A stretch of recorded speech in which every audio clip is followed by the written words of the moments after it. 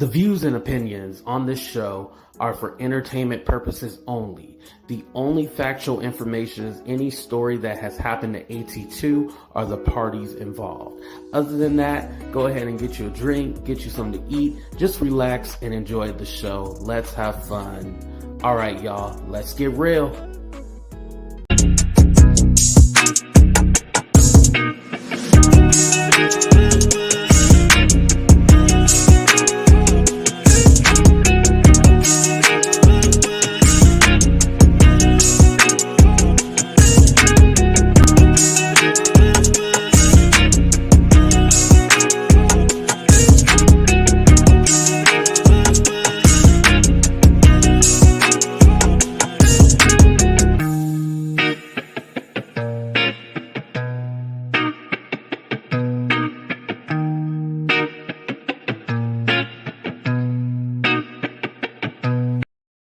What's up, everybody, and welcome to a brand new episode of Talk the Real Deal with AT2. And yes, I'm your boy AT2, and the interview series is back. And today I am interviewing SoDebNair. I'm really excited about this because I think some people got so wrapped up in all that panel discussion and everything like that, but no one really took the time to get to know Deb beyond that. And this guy is such a great person, and I'm happy that I can call him one of my friends on YouTube, because you really don't have friends in YouTube because everybody else. Well, we can discuss that a little bit later. But without further ado, let me go. Wait, hold on. Let me say what's up to the people first. What's up, Robin's Nest? Oh, Marcella here. What's up, Marcella? What's up, Vegas Girl, of course? And shout out to all the members, by the way. I see CC Miller up in the building. Who else? We got Trick Mama up in the building. Okay, everybody, welcome. Jennifer. What's up, Casey? Casey, I hope you had a good birthday. Thank you for coming by. Who else we got up in here? Okay. And shout out to everybody. Oh, Beauty for Ashes. And shout out to everybody else in the chat right now. All right, without further ado, let's go ahead and get started with no other than SoDebNair. Welcome to the show. What's going on? Nothing much. How'd you like the intro? It was very interesting. We started doing the shout out. It was very interesting. Right. All right. So, first question. You're not originally from Georgia. You are actually from, is that considered the Midwest, Ohio? Yeah, Midwest. Yes, Ohio. Yeah, you are from Ohio. How did you like living in Ohio? I hated it. I absolutely hated it. I knew once I graduated from high school, I was leaving. You knew that right away. Yeah, I knew it wasn't a place for Black people. Wow. Can you talk a little bit about it, or is it triggering? It's not triggering. Okay. People just don't really support, in Georgia, in Atlanta, people, if you have a business, people support it. In Ohio, I'm from Columbus, Ohio. They support it, but not really. People will support you, but not in the magnitude they do in Atlanta. So that was I was afraid of Atlanta, though. The crazy part, I never wanted to live in Atlanta. My ex wanted to move here. And so, yeah, literally I met him on a Thursday. It was in, I want to say it was in July. Maybe it's later. I know we were together for maybe so the crazy thing is I literally met him on a Thursday. I moved in with him on a Sunday. And wait. So you moved in with them that's 4 days? All my clothes, everything that I had was in his house on that Sunday. Because we went to Jacksonville, Florida together. And he's my first boyfriend too. So I didn't really know how it worked. And so, yeah, he asked me about being his boyfriend the day that we had met. I remember because he picked me up from the radio station I was working at the time. And I made him pick me up at the Greyhound station down the street because, again, I wasn't out or anything. So wow. I was like, we could meet up or whatever. And so we did. We talked that day, and he was asking about being a boyfriend or whatever. And so at the time, one of the girls that I worked with at the radio station, she was a flight attendant. And she needed help moving, and she gave us buddy passes. And so, The fly. Okay. yeah. And so in December of that year, she had called and she was like, no, actually this was November. Was it? Like it was November. She called and she was like, they're about to expire, so you have to use them. And he wanted to come to Atlanta. And so we flew to Atlanta, and literally like we got stuck in Atlanta, like because they kept having snowstorms. Like I've never seen snowstorms here since then. But we kept getting stuck here. Yeah. It snows there? I mean, it does, but not like it did that year. Oh, okay. Did that year. Okay. Yeah. And so literally, like, we couldn't leave because the airport was shut down. And so he was like, do you think we should stay here? And I was like, let's try it, And I forgot why we ended up, how did we get here? I forgot. Because I asked you about Ohio, and then you said that's when you moved with your boy. Yeah. So rewind back. So at the time I was on websites and like nobody was really supporting it. But when I got to Atlanta, they really were supporting it. We lived off of my website business when I moved to Atlanta. Like literally, and like rent was very expensive here. Like more than Ohio expensive. Wow. Because I always hear about move to Atlanta. It's cheaper. Well, Ohio and Atlanta is two different things. It was very cheap at the time. I mean, you can have like a 3-bedroom apartment for like $600 at that time. Damn. Yeah, so it was very different. In Atlanta, it was like $900. So, but I mean, my website business was booming because we were meeting people at the time, and so it just really worked out. Right. But we were still trying to find like full-time jobs too at the time, and we just couldn't. And I was kind of like financially holding it down, and it just didn't really work out that well. So we ended up moving back to Ohio after a year. Oh, so you ended up moving back to Ohio? Yes, because we can't. So let's rewind this back real quick. So when I met him, I was actually I did acting too in Ohio. I was in a play. I met him, and he was doing like award shows. He actually honored my mom at the time. Mm-hmm. And I met him a little bit before that because he came to the school that I went to that I actually ended up working at. And he was trying to film a reality show. And so he went and asked one of the ladies or whatever. And I seen him and I was like, oh, he's a really good looking guy or whatever. And I was like trying to really like fill him out or whatever, but he like just kept walking. So I found out that the reason why was because he was with his boyfriend at the time. And, yeah, I didn't even know. I didn't know even how to do the whole gay thing at the time. So he ended up walking out, but I realized that we were Facebook friends. And then at the time, like, fast forwarding to the time I was in the play, he was honoring my mom. He was actually dating another guy who I went to high school with. And so the guy had told him about my mom, and then he honored my mom, but I couldn't go because I was in his play. And I saw him at the school, whatever. So once I realized that all this was happening, I inboxed him and I was like, hey, whenever you want to do the reality show stuff, like let me know because I might be able to get some cameras and help you do whatever you need to do. And that's how we ended up talking. But back to the real original question, I remember what it was. Ohio's not really good for Black people because one, they don't support like your business. Two, it's just very white and racial, like racist white.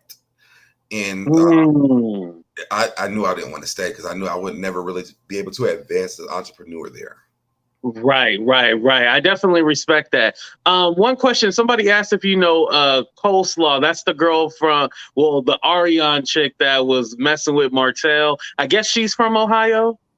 Oh, see, I don't watch that show, so I don't know who that is. Okay. He doesn't know who that is. Okay. But moving on from that, I do want to ask, so the reality TV thing. So have you ever done reality? Like, have you ever done the chasing and all that or no? No. Okay. No. I think do you want to do it? No. No. Okay. I think my journey with marrying a pastor was a lot. That was a reality show in itself because the world was like bashing that. Wait, you married a pastor? Yeah, my ex was a pastor. Oh, I didn't know that. Jennifer said your ex-husband was fine. I think Jennifer trying to get some digits, but I don't want to start no mess. But anyway. Okay, so he was a pastor. Were you involved in the church? Yeah, I was. So, they have the first lady. I was the first gentleman of the church. Wow. Yeah, so, when the YouTube stuff happens, like, that's why I really don't feed too much into it because I've already been through stuff like this already before. That relationship. I mean, we've been on like the radio and national television, people talking about us. So like this is small, Wow. And so, speaking of your ex-husband, you guys still have like a cool relationship, right? I love him. He's like my best friend. Yeah, that's really awesome. So, okay, so when you moved back to Ohio, and he was the one that you ended up marrying, right? Or is that Right. another ex? No, I've only had one ex. It's him. Oh, really? Yeah. Oh, okay. I just figured like you'd be giving up the draws and stuff like that, but you are like committed, My, committed. my, Okay. my sexual life and me having an ex is two different things. Oh, okay, so you still be giving up the draws. Okay. Okay, I got Hey, it. somebody could have had him. I don't know. I don't know. I don't know. We a judgment free zone over here. Judgment free. But no, serious. But so with your ex-husband being a pastor, were you guys really involved? Did you guys have your own church Yeah. or We actually okay. had like 3 churches. Wow. And was that in Atlanta or in Ohio? So we started off in Ohio. So this story is like extremely long, so I'm gonna try to make it very short. So when we first met, he was already pastoring. Actually, the day that I went to his house that Thursday, I was at his house on till that Sunday, and he was having church downstairs in his house. And I was like, I ain't going to church, have a good time, do whatever y'all got to do. It ain't for me, you know what I'm saying? But people could hear me upstairs. Mm. And they're like, who was upstairs? And he's like, I don't think he told them. But we were also leaving to go to Florida at that time, that night. So if you make it clear. But we were going to Jacksonville, Florida that night because he had to preach in Jacksonville, Florida. And so I drove. There was 19 hours. I literally just met this man, literally. And I drove 19 hours because he was doing an award show. 3 churches. Hey, it's a profitable business. I'm telling you, church is a business. So we had an affirming church, so it really wasn't. Oh, okay. Yeah, people really weren't like. People were still trying to figure out. I don't think gay marriage was actually legal at that time. So yeah, so like we were really this kind of like. So this was pre-2008, then, huh? Yeah, we were. I think we got together in 2008. Okay, in 2000. Oh, you know what? Yeah, because in 2008, I remember we had a proposition in California. We had one on ours, and it didn't pass. But it wasn't until like a few years later. Okay, yeah. So it was like pre then. So it was still like taboo, and especially in the church. Like, how was that dealing with that? So, y'all, I've talked about this, but my mom is a pastor. Thank you, Jennifer. 2015. Yeah, right. When it became legal. Right. Because me and him got married in 2014. So my mom is a pastor. My grandfather was a pastor. I was like, when I graduated from high school, like church was a thing of the past for me. I was never going back. And that was like a conversation that me and him had because it was funny because when I met him, he would pick me up from clubs. But not because I was out like just drinking, having a good time. I was working because I was working in media at the time. I worked for a magazine. So he would pick me up. Yeah, he would pick me up. And I'm like, this will never work because I mean, your life and my life just does not mix very well. Yeah, 2 different wavelengths, Yeah. And so he was like, well, I don't want a church boy, this, and this. And I'm like, yeah, I hear you saying so he that. wanted a freak. Well, why'd I have to be a freak because I don't go to church? But I think that probably was the reason he wanted a freak. That's why he didn't want a church boy. Okay. I'll let you finish. Okay. I don't think he wanted a non-traditional church guy. And not necessarily a freak. Yeah, AKA freak. Okay. I might be a freak, but I think he knew that at the time. So, because the funny thing is, man, we didn't even have sex for like 3 months. Oh, okay. Because I figured you said you moved in right away, so I figured like, you must have did. I'm just that guy, and so wow. So you got it without. Oh, okay. I got to give you more credit. All right. But so I was really not into it because he was Kojic, and I just know what that is like. They like to do all the foaming at the mouth and pass down the floor and roll around, run around the church. And I'm like Methodist. I'm like, are the bills paid? You know what I mean? Like, who's helping the church stay afloat? You know what I mean? Right. They was like, as long as we can run around the church and pass out and people can do all this great stuff that they ain't really that great, we're doing it. And I'm like, yeah, but when they pass around the collection plate, are you putting money in there? Right. So that was a big thing for me and him. And that's why I was telling him, I was like, I don't want to be a part of it. And so when we came, the real reason why we stayed in Atlanta the first time, well, the reason why we came to Atlanta was because there was an affirming church here in Atlanta called the Vision Church of Atlanta. Okay. And that's Pastor O.C. Allen and his first gentleman, Rashad Burgess. And so he wanted to sit around and see what that's like. In the meantime, we had a church in Ohio at the same time. And so he left the church to the assistant pastor, but they were mad at us because we literally just left. Right. And not on purpose, because like I said, it was just snowstorms and we just couldn't get back. And he was like, this might be a sign from God, like we just need to stay. And so that we ended up staying. Through that, I really learned, like, I hate church. Like, I just don't want to be here. The people were not nice.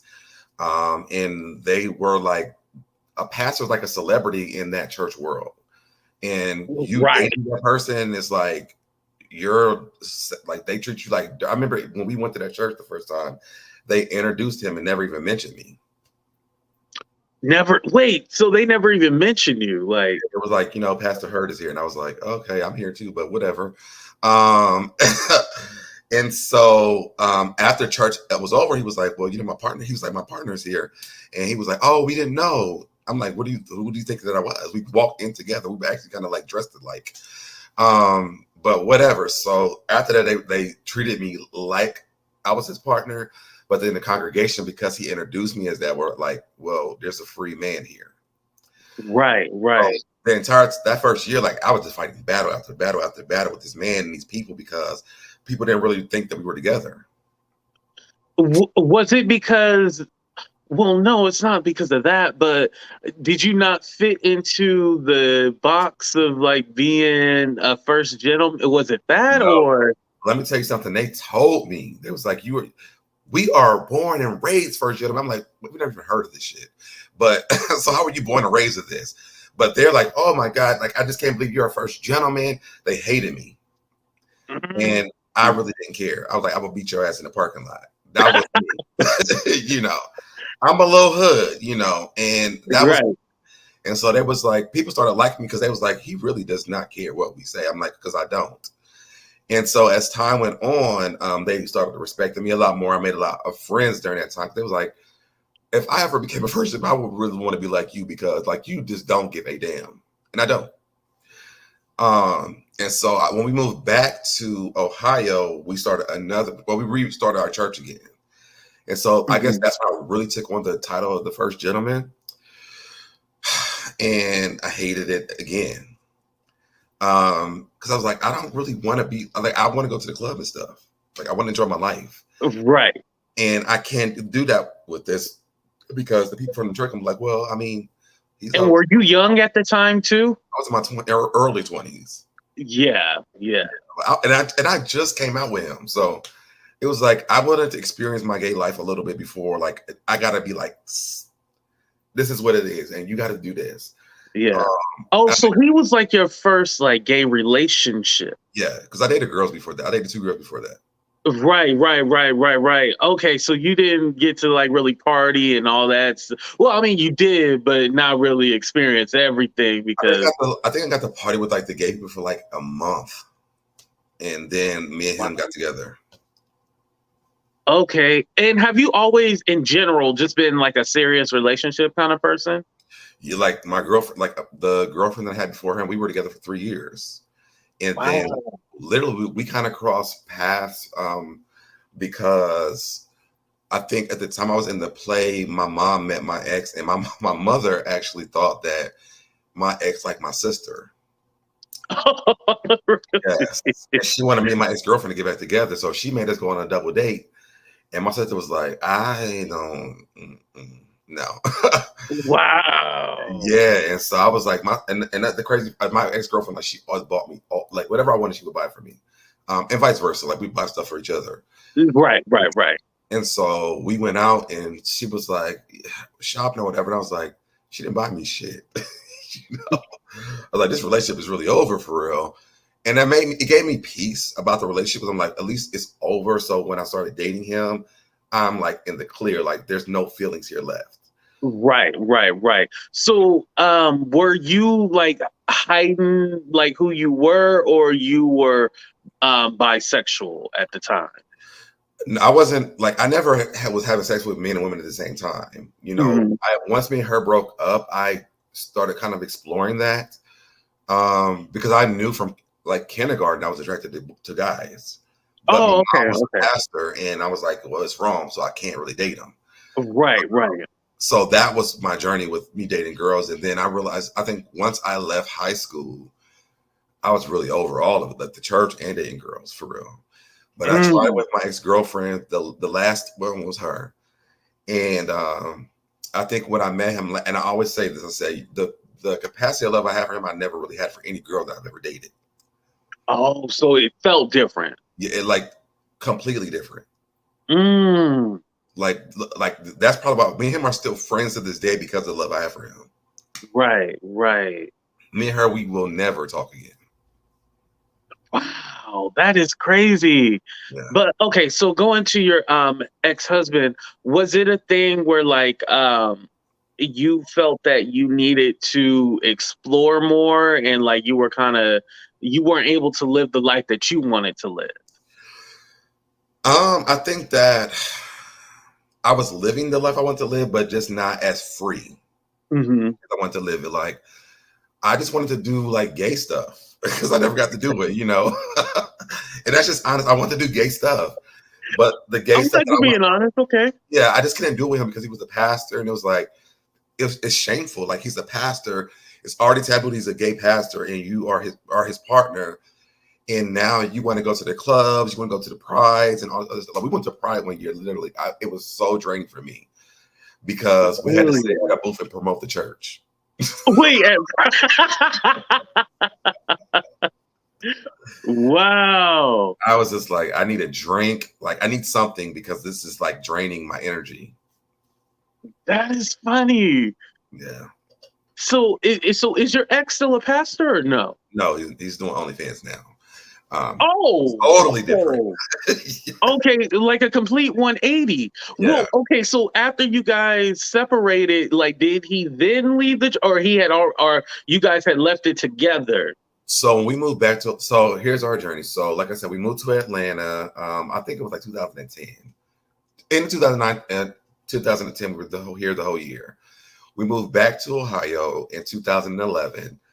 And again, like I said, I never had any plans to stay there. I wanted to move to Maryland. I wanted to live in DC. It was my thing. Mm-hmm. So I talked him into moving there. Like one day, literally, I was at work. This was actually in 2013. I will never forget it.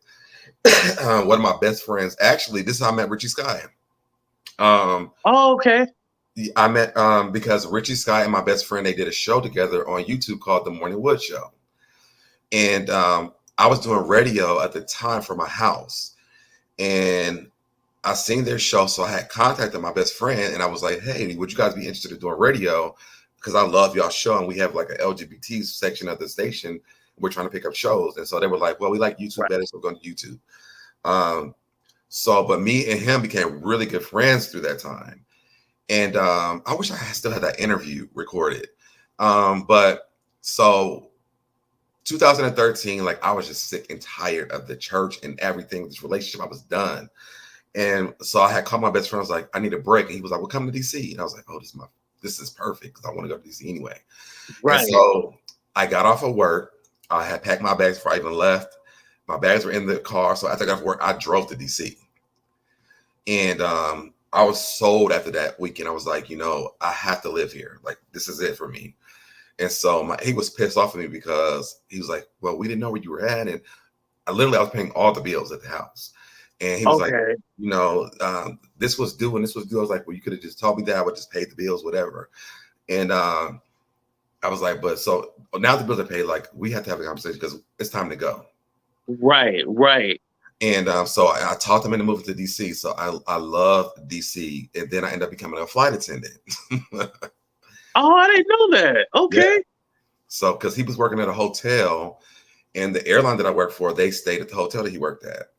And so the base manager, basically, she got me the job, and so I ended up moving to Orlando in the middle of my relationship, and we were going through a lot of shit at the time. Wow. And so your ex wasn't making any money from the church or anything like that? No, not at all. Damn. On top of that, he was on award shows. Like, I would fund all of it.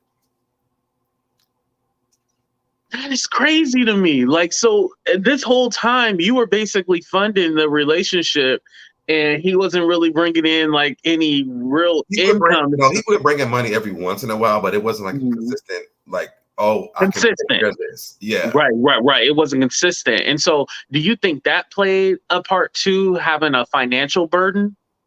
I think a lot. I don't think that was our issue. I think like literally us coming out together was our biggest issue. Like, we didn't get to experience life, period. Oh, coming out together. Right. So it became just so serious, right away, and like he didn't get to experience anything, and then you didn't get to experience anything. So it was kind of like this serious relationship without, because I do think you do need to have fun and explore before you really get tied down. You know, it's like you live your whole life being something that you're not, and then you jump into it, and then all of a sudden, like you're something else that you're not. Right. So you guys end up going to Orlando. You were a flight attendant. No, and then we didn't go to Orlando. We moved to Maryland, and I moved to Orlando. Oh, and then you moved to Orlando. Okay, see, I missed that part. Okay, go ahead. Because we were going through a lot. Like, it was just because he had moved this guy into our house who was like attractive. Thank you, Vegas. And it just wasn't. I didn't like the guy. It was just too much for me. So literally, and I told him this after we broke up, which is this is the funniest thing to me. So when I moved, because I was originally based in Dulles, which is in Virginia. Okay. And then I changed my base to Orlando because I was like sick of the home life. And when I left, in my brain, I'm thinking like we're breaking up because I wanted to break up, and I cried all the way to Orlando. And like I think maybe last year I told him that. He was like, I never even knew that you thought that. And it's funny now, but at the time it was traumatizing for me. But that's crazy. Yeah, like he never knew that, but I lived there for at least 6 months. I mean, if you end up leaving, then I'm expecting that, like, if you end up moving to a whole different city, I'm expecting like, okay, this seems like this might be the end. Well, I think he thought I moved because of the job, not because of him. But I think when I started coming home less and less, I think he started to get it a little bit. Okay. But it never really processed for him because again, and when we moved to Maryland, like he had a job then. So on top of the church. So like I don't even know if he had time to process what I did. Right. Had you guys ever lived separately before? No. And maybe that's no.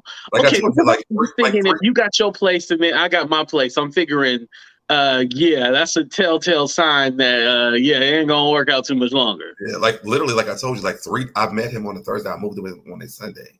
Right. So we haven't been apart since then. And he was happy for me getting the flight attendant job. So literally, like actually we would meet in Atlanta. On my breaks, we would meet in Atlanta because he was on my flight benefits. Wow. So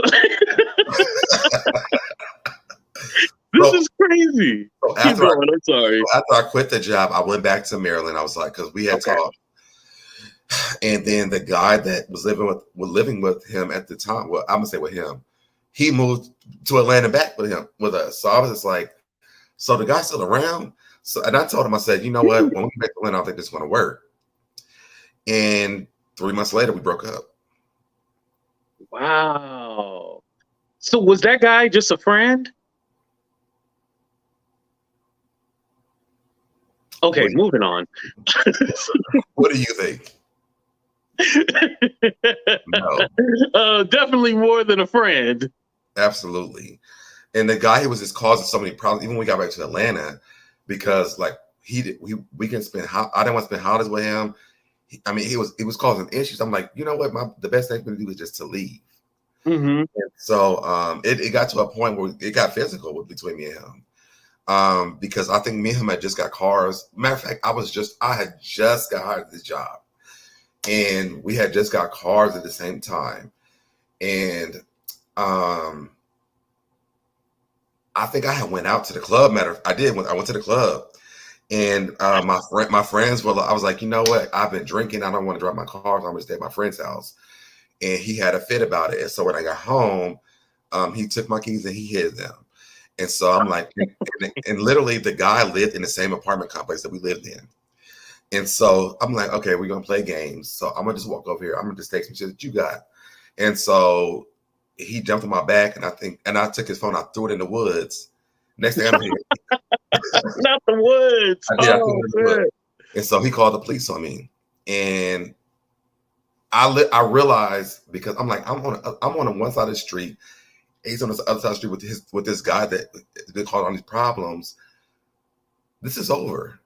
Like, it was a mental thing for me. Like, I was like, this is really over. Like, we're on two separate sides of the street. And the cop came I told the cop what happened. So he walked me to my house, and he tore my house apart, and he found my keys. And he was like, you know what this is. Like, make a smart decision. And literally, I found a roommate, and I moved out within like 3 days. I didn't tell him about it, and he was mad about it. So yeah. Wow, that is crazy. So I know that you said once you guys moved back to Atlanta, you guys then broke up after 3 months, and then this is what happened. During that time, like, would you consider Atlanta like your home? Like, this is where you want to be, or you still have dreams of DC, the DMV area? Because it's all kind of tied. I still have dreams of living back in the DMV. Okay. If I could live anywhere, I would definitely move back there. Okay. Okay. But I do feel like Atlanta's home for me right now. Right now, yes. Okay, yeah. I respect that. And as far as your experience in media, I want to kind of take a step back. So you've done radio and stuff like that. How did you get into that? So the crazy story about this is this. So I went to school for early childhood education, right? Oh, completely different. Yeah. Right. But I also had call center jobs while I was in school. And so every time I would talk to people, they're like, oh my gosh, you have an amazing voice. You should be on the radio. And like, after so long, I'm hearing this. And so one day I'm driving home from work, and there's this commercial on saying, you know, come to the Ohio Center for Broadcasting, where what is it? Where something dreams come true or something like that. And so I'm like, man, this must be like I must need to go to this. I mean, or find out what this is. So I'm driving, and I'm like driving right past where this is at. So I went to the school. I met with the people that was working there. They talked about the program, and I enrolled. Like, not even thinking. I'm like, I need to come here, so I came, and they signed me up for 9. I was in the 9 o'clock class. The school was open from 9 to 9, and so literally, I quit my job and I went to school there, and I literally went there from 9 o'clock in the morning, and I stayed till 9 o'clock at night every day. Because I just want to know everything. I learned video editing. I know how to audio edit. I know how to shoot anything when it comes to media. Like, I know that I'm the guy. I know how to do it. Oh, okay. So you wanted to work behind the scenes on that reality show thing, not in front of the camera. Well, this is before I even met him and know anything about reality TV at all. This is just I want to do radio. Radio, okay. Yes, and I had an internship at a radio station as well during that time. And then this magazine comes in. And they're like, they asked the people at the school, they were like, they wanted some interns. So they pulled me and this guy that I work with all the time. We went to the meeting with them the day that we met them. And then they put us out in the streets to film and like interview people. Oh, damn. And I'm like, we don't even know enough about this. Like, what are we doing? But they did it. So the first thing that we did, it was a Valentine's Day shoot. And so we went into it's like a little Times Square in Ohio for us. But We went downtown in Ohio and we was asking people like random questions about Valentine's Day. Like, what's your worst Valentine's Day? Or what's your perfect Valentine's Day? Or whatever. We got crazy questions. And I sent you some channels where you could look at the stuff when I did that. Yeah. But I like one of them, like my hands in my pocket the whole time. I'm like, I look so stupid, but it was my first time doing it. So we was flirting with people. Like we were just doing, it was the worst video I ever made. But it was fun because I was like, I've never done this, but this is what I want to do. Right. And so after that, they were like, they critiqued it or whatever. So they put us out again. Then it was like, okay, well, I think it was Carrie Hilson, T-Pain, and Gorilla Zone. They were there for the I Am Music concert. They was like, go get the interview. So I'm like, how are we supposed to be doing this? Like, there's no time. I'm not just walking with a camera. So I realized that I have a gift on this day because I literally walked in and everything I was supposed to do, I got it done. I lied like I could lie my ass off. But I got the interview with Gorilla Zoe first, and then T-Pain. T-Pain, if y'all don't know, he travels with a lot of midgets or little people, whatever the name is for them now. Because little people, it was midgets at that time. But he traveled with a lot and he DJs in pajamas. What? I didn't know that. Yes. So then we went to another club to meet Carrie Hilson, and she actually interviewed. Like I literally just was like, "Can we please get this interview from you?" And she was like, "Oh, you didn't have to ask. Let's do it. Put the camera on." And she actually told us that her parents met at Ohio State University, and that's why she came because she loves Ohio State because of her parents met there. Wow. Yes. So after that, we got a lot. Like we've interviewed Russell Simmons. We interviewed who else? Who else? I did the thing. We did the Obama campaign where it was Beyonce, Jay-Z, Kevin Gates, Mary J. Blige was there. Yeah, that was my favorite awesome. time. My favorite time because I was like, I need to interview Beyonce. People know I love Beyonce. So literally, they got on stage. So we were running like so fast to get to this bus. And by the time we got to the bus, they were like, no interviews. No interview. Yeah. And they shut that down. No interviews. What would you say was your favorite interview? My favorite interview probably would have been what is his name? Something Robinson. I can't even remember what the first name is. He's an R&B singer. Let me look it up real quick. Let me see if I can find it real quick. Yeah, you said Robinson. Damn, why can't I think of Eric Robinson. Yes, Robinson. Yeah. So I actually did that interview because most of the time I was behind the scenes, like just setting stuff up and making sure that things happen. So me personally interviewing somebody, it would be him because I love R&B music. And I had like a really serious conversation with him about R&B music. Now, my favorite interview that I got was Common. Because they were like, no interviews. And I'm like, who are you talking to? We're going to get an interview. So we literally set up and we started interviewing people in the event that day. And then we started going back there. So it was me and this girl named Jana Fabro. She used to do like soft porn. And at this time, I'm working for a different radio station. And they were like, we need this interview. I know you can get it. And I was like, fine, let's just see what we can do. So I asked the people, I think it was like his bouncers or whatever, or security. I was like, can we get an interview? They was like, no. I said, okay. So they're saying no. I said, you work the security, let me work with Common. So she's over here talking to them, moving her thing, doing her thing. And I'm inching over to Common. So I get the comment. I'm like, hey, man. I was like, listen, we don't even need a long interview. I just want to interview you really quick because Just Ray had just came out. Oh, okay. And I was like, we just want a small interview. You're going to tell us a whole bunch of stuff. Don't give me no behind the scene, nothing. Just, can you please give us an interview? He's like, absolutely. I said, roll the camera. Let's get this going. I moved my whole crew. Right. And it's so always if you ask the person, usually they'll say yes. Everybody else say no. Yeah. And then after that would be Nelly and Bow Wow were doing like a basketball tournament. And at the time I was working at the school that I had graduated from. And they let me use interns and all the equipment from the school. So when they gave me that, I had like maybe 6 cameras set up at the arena, at the Shawseen Arena in Ohio. Wow. They were like, we need you to get interviews from Bow Wow and Nelly and we went to this game. I'm like, okay, now I really don't know how to do this, but whatever. So we get there, we start shooting people that's outside of there. And we see 106.5, which is like Radio 1 in Columbus. Okay. And so like the main guy, his name was City.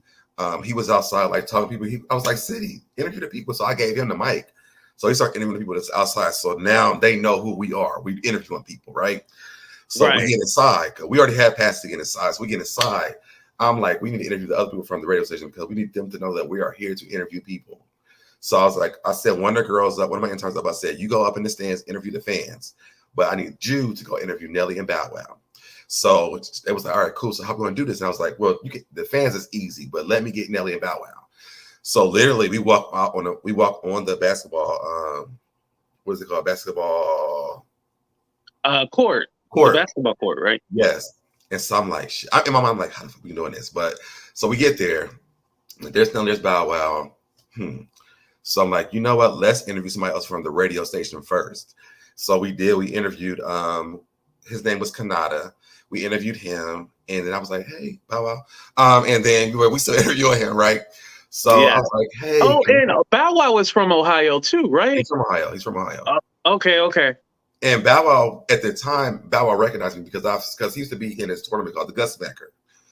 It's a basketball tournament, but every time that they play, because when he got signed with SoDebNair, I would be when they would start crowding him, his mom would grab me like, put your arms out, this crowd around him. So, and I'm like, I don't even know this lady, but I'm doing it, Right. When I seen him, he was like, oh, I remember him. So that's how I got the interview with Bow Wow. So I was like, well, can we get one with Nelly too? He was like, oh yeah, I'll tell him. So now because we're interviewing the Radio 1 people, he sees me. So now, bam, I got this. So then we go back, in the locker room, and then we get Nelly. So I'm like, I'm doing the damn thing. Like, right. Y'all underestimated me for real, but I did this, right? So then we walk out, everything's good. We recording the game, but then Murphy Lee is there too. He's like, okay. Yo, y'all to interview me. And so like, I'm like, turn the cameras on, let's interview Murphy Lee.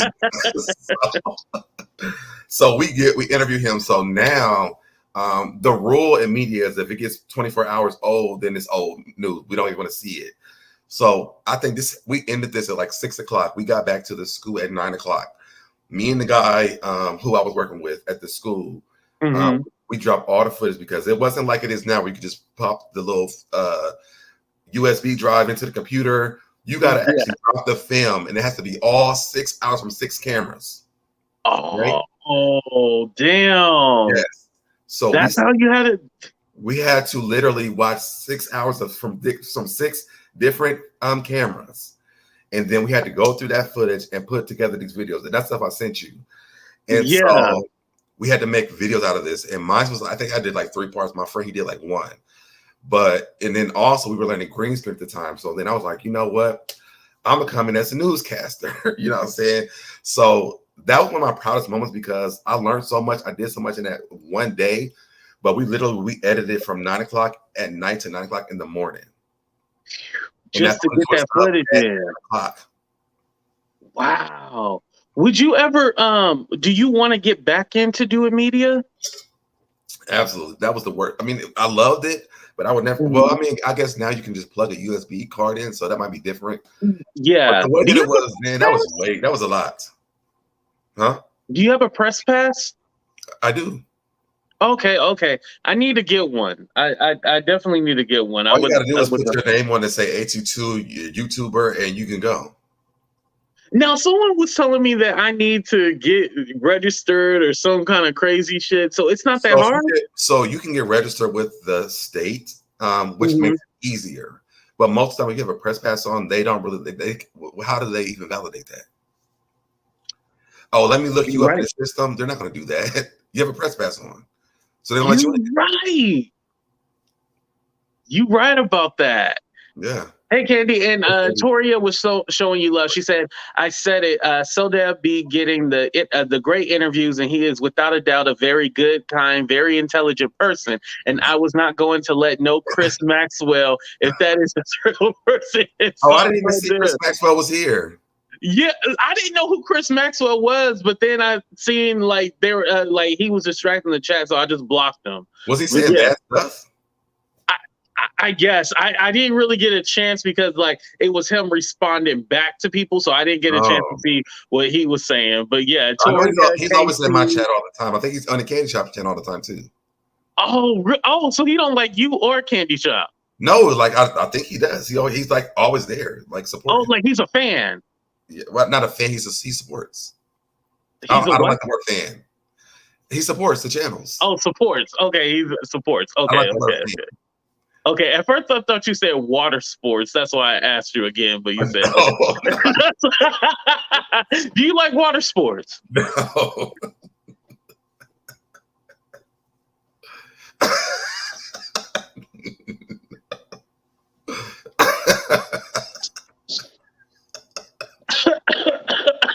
I didn't expect to laugh and I started drinking on.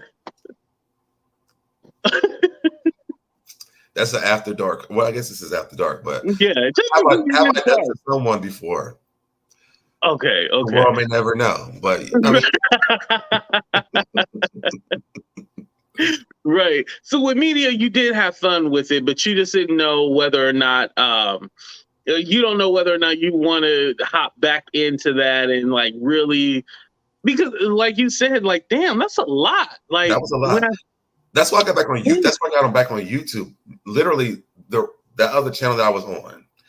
That's why I reached out to her because I was like, I've been a part of media, but how does YouTube work? That was my main goal, to learn YouTube. So I'm like, because I would love to do it again. That's why me and Busy did all those interviews with the Candy in the Game. I reached out to them. Right. I know how to get an interview. I'm working on some basketball watch right now, but it's easier when you are in person. You have that press pass on because they'll respect that. Right. Like I said, I mean, you can have a press pass on saying I'm an asshole, but as long as you have a press pass on, they're gonna let you back there. Okay, so they don't really care whether or not. Okay, I mean, how can they actually determine whether or not this is a real press pass or not? Right. Okay, so they don't know. Shit, I can just make up a fake. Okay. Thank you for letting me know the real, because I'm all like, this shit don't make any sense. Like, what do I have to exactly do? I can just make some shit up. Okay, I got it. So moving from that, because I always remember people used to try to say that you were only associated with a certain channel for clout and stuff like that. You would always say, like, no, I've been had this. Like, I come from this. Like, you guys don't understand. So that's why I was really interested in asking you about like those questions, because I was like, well, he said he was somebody. Then who the hell was he? So I'm glad you answered that. So yeah, just remind the people one more time. You was somebody before you was even associated with anybody. Yeah, I mean, and on top of all that, I did radio for like 12 years. Right. So, like, this is not something where I need to validate myself to people. That's why, like, y'all would see me go mute. I don't need this. You know what I'm saying? Right. I enjoy talking to my subscribers and the people who support me, but I don't need to do YouTube. I do it for fun, and I love the media part of it. If there's a show that's coming on that I watch, like Basketball Wives or Candy in the Game, I'm going to be invested in it because it's something that I like personally. I want to talk to those people, and like even with the people from Candy Game, like I have a relationship with those people now. Yeah. And how cool was that? Like, you got to interview the cast from Candy in the Gang. Like, how did that all come about? Literally, I was going to meet Busy. I was going to DC to meet Busy. Well, actually, I think I was going for somebody else, but I was going to be Busy too at the same time. Oh, okay. And then, so are you saying Busy Blue was the afterthought? No, I knew he was there. So, no, I knew. I was like, I've never met him before, so while I'm there, I need to go meet him. But he was like, "Well, can we get some soul rolls from Brian?" And I was like, "Well, let me just inbox him and find out."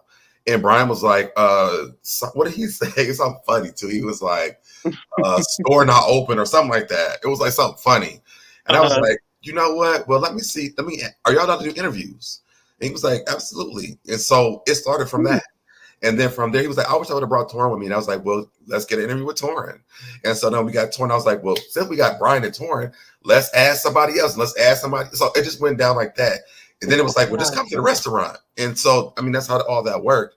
But, literally it's just like, I'm a very introverted person. but I have the gift of gab as well. I know how to get where I want to go. You know what I'm saying? I'll tell you, even this, one of my favorite people outside of Beyonce is Faith Evans, right? Yeah, I like Faith. So Kiki Wyatt, like literally, I used to run into her all the time. Matter of fact, me and her brother are like really, really good friends. Okay. And I met him like years later. This is when I was actually living in Maryland. And so Kiki Wyatt and Faith Evans was performing in Maryland. And I was like, man, I need to meet Faith Evans. Like, I don't know what I need to do, but I'm going to do it. So I'm like, I've been at media before. I know how to get backstage. So she's performing. I'm like, Faith, I love you, Faith. I mean, I'm just doing the most, right? She don't know who the hell I am in this audience. Call me up on the stage. Okay, fine, you don't. So they had this this gate, and they had these like little concession stands, but there's also like this little space we could walk behind them and get back where they were at. Mm-hmm. So I'm like, literally, I'm an inch behind this damn thing and get back there where Faith Evans is at, right? So literally, and I'm like, these people are like watching me. So there's like a stand too where like you could sit up on this platform. So I'm thinking like, can I get up there, or should I just go behind these concession stands? And I was like, the concession stand might be the best thing to do. So I did. I got behind the concession stands, and so literally, like as soon as I get in the back, here comes Kiki Wyatt, and I'm like, damn, I'm caught. But she's like, what you doing here? I'm like, oh, she remembers me. So I'm good, right? Right. And I was like, she gave me a hug. She was like, I was like, is Faith Evans still here? And she was like, yeah, let me go see. So she goes in here, 82. It was like 10 minutes. I'm literally crying at this point. Aww. I am crying because I'm like, she's not gonna come back out here. And here comes Faith Evans. Wow. Literally, like,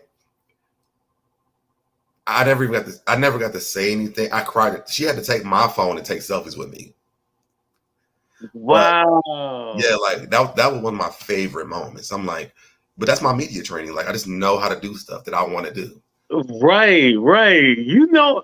That is so crazy. And so meeting Faith Evans, like how was that? Like, what did that mean to you? She was so well. It meant a lot to me. One, because I'll tell you, The Fighting Temptations was one of my favorite movies. I like that movie too. Yeah, this is why I'm gonna meet Beyonce one day too. But Faith Evans and Beyonce like literally helped me come out. Wow, really?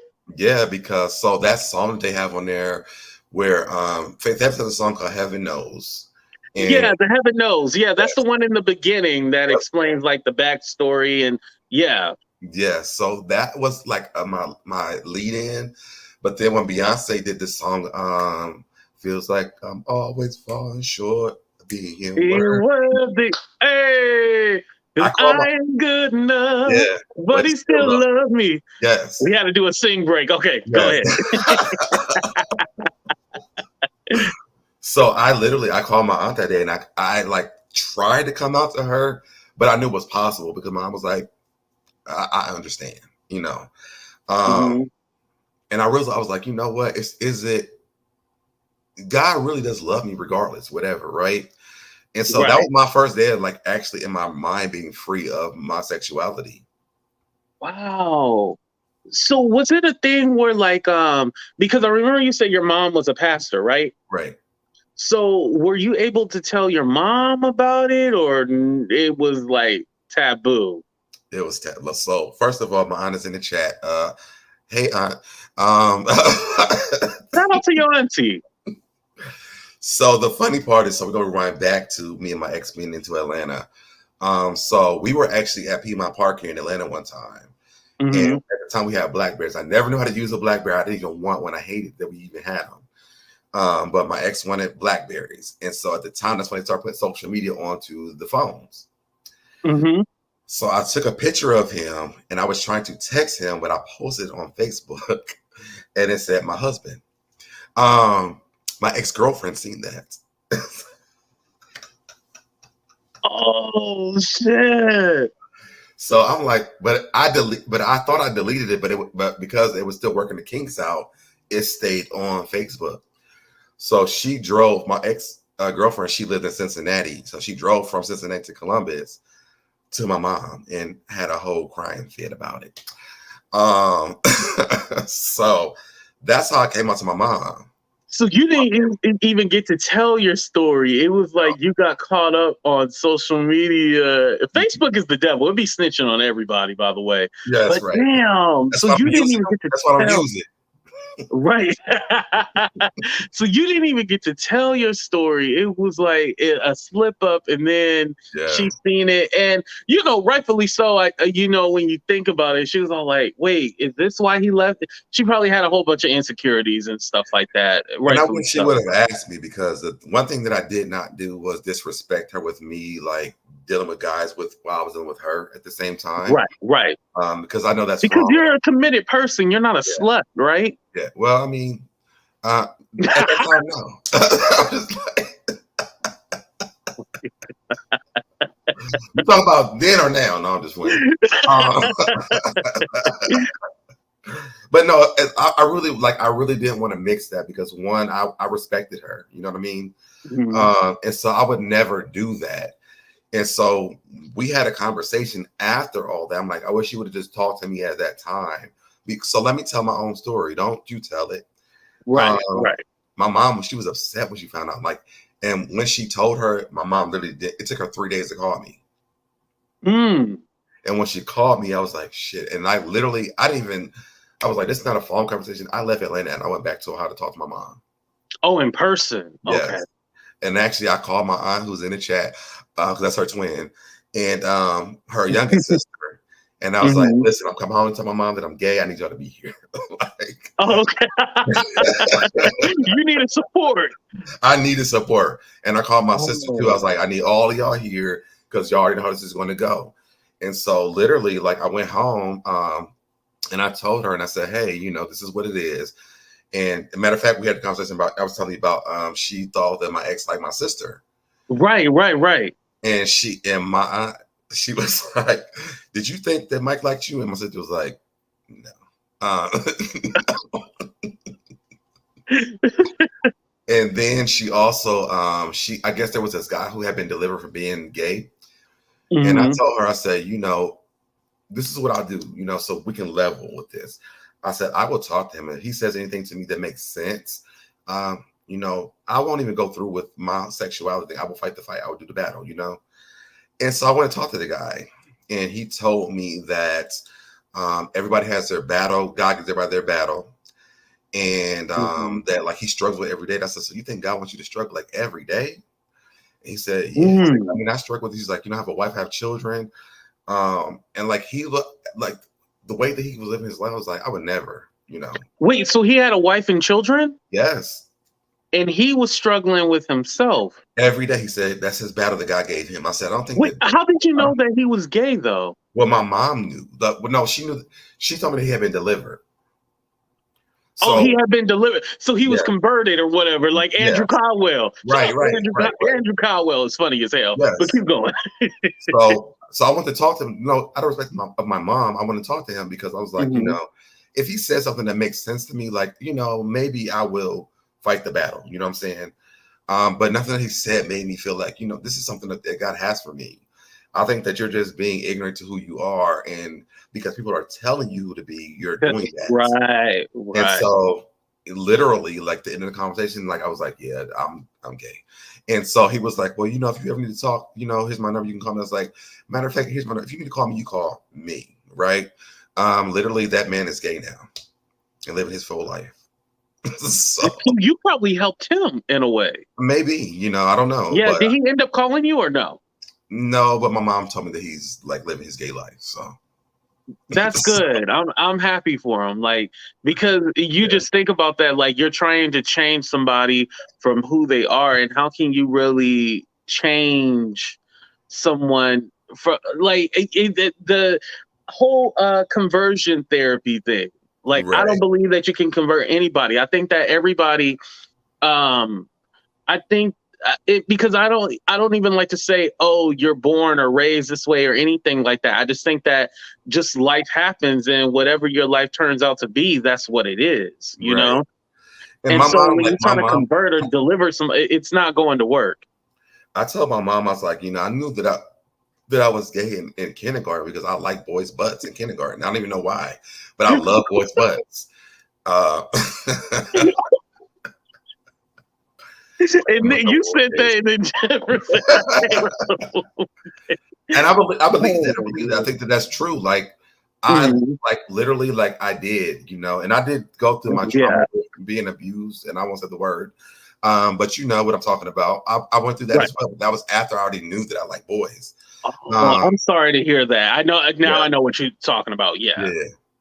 But do you think that because it's a few things, and let's be honest and let's be transparent, because as men, well, straight men, we don't want to admit things, but like, do you think that it was like an admiration, like, oh, I want to be this, or it was an attractiveness? So, like I said, me being attracted to boys' butts was before that even happened to me, right? Okay. So, like, I just admired it, and the thing is that I that's not even what I do in the gay world. If you know what I mean, you know what I mean. Right. But yeah, because I kind of wanted to clarify that. Yeah, they was talking about something else. Yeah. But after that happened, like I didn't know what sex was. I didn't know like anything about it until it actually happened to me, and then I was like traumatized. Which is why I didn't even have sex until I was like 22. I lost my virginity at 22 too. Yeah, I never did because I was just like I was afraid of it. I didn't know what I was supposed to be doing. And that was my ex-girlfriend too at the time. And like literally we were doing it all the time. I was like, you know, I liked it. But I think when I started having sex with my ex-husband, like it was just way different for me.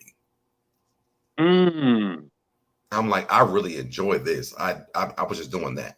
Oh, so you could tell the difference. Yes. Like it was a different the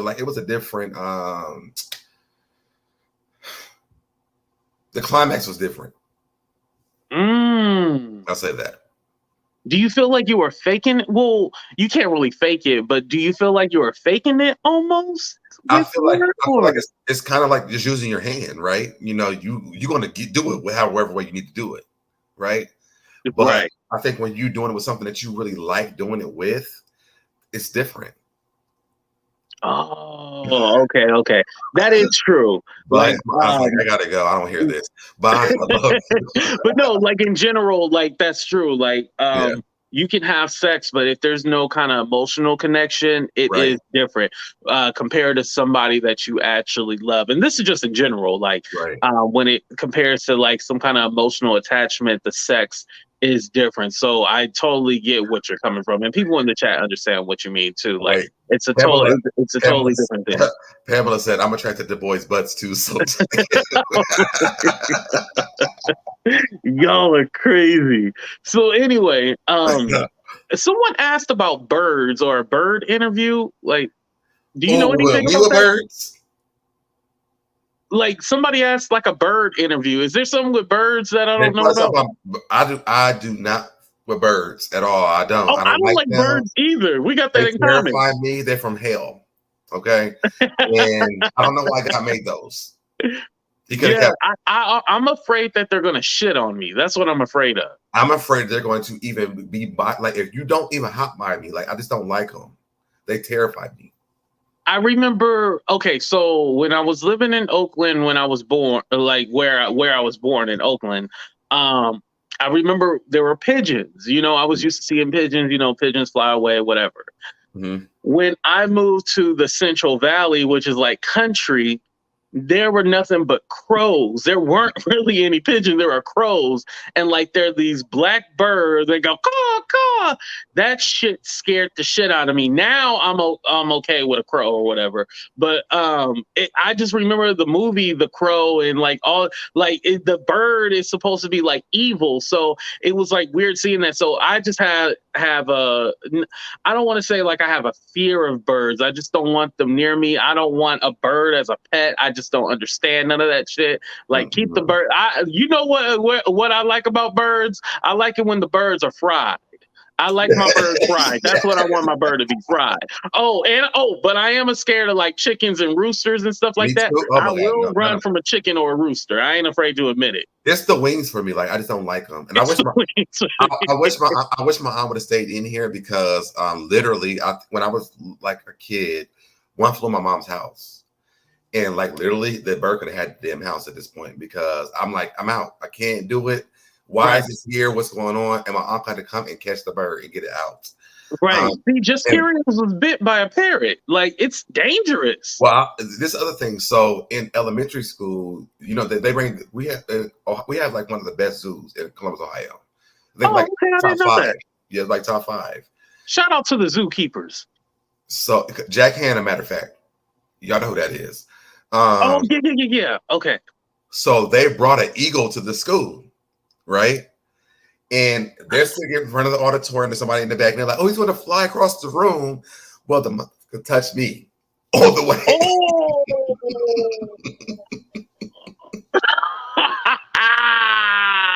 AT2, I was like, "Oh my god!" Wake me up. I think I died a little bit. It was, and I wouldn't I never want to feel it again. Yeah, I do not like birds at all. Like that shit. Oh, I do not like it. And yeah, somebody said the geese. Geese are evil. Like they will attack you. And they live in Ohio. Really, we have them here too. Specifically, the Canadian geese. They bite you. Yes, Canadian geese. Yeah, yes. Canadian geese. They will bite you.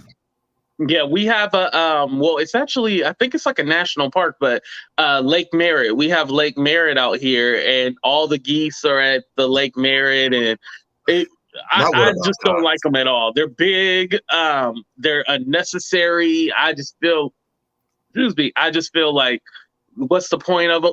And they don't shit out white. They shit out like these little turds and shit like that. Yeah, like they actually shit out turds. That's how you know them birds evil. Now a bird is just they literally shit, but it's like a turd. They literally come from hell. Yeah, and people should never have them as pets. They should be designed for having wings, and that's it. And I seen this comment, right? So Shout out to Chelsea girl. I love her. So let me say this, and no disrespect to the white people folks, but black people don't say cocks. Right. We don't. Dick. Yeah. And that's so I don't do cocks either. Yeah, it's the cultural thing. Oh yeah. So you don't love cock? I don't like. I hate the word cock. Oh, okay. You hate the word, but you okay? I got it. We talking about dicks is different, but cocks I just don't do. Oh my god! Is your auntie still here? Hopefully she left by now. She's not been commenting, so I know she's not here for real. Okay, good. I'm like, oh Lord, I don't want to disrespect the auntie. Oh Jesus! Y'all know black people don't say cocks. Yeah, we don't say cocks. We don't say, "Oh, I want you to suck my cock." That don't even make sense to us.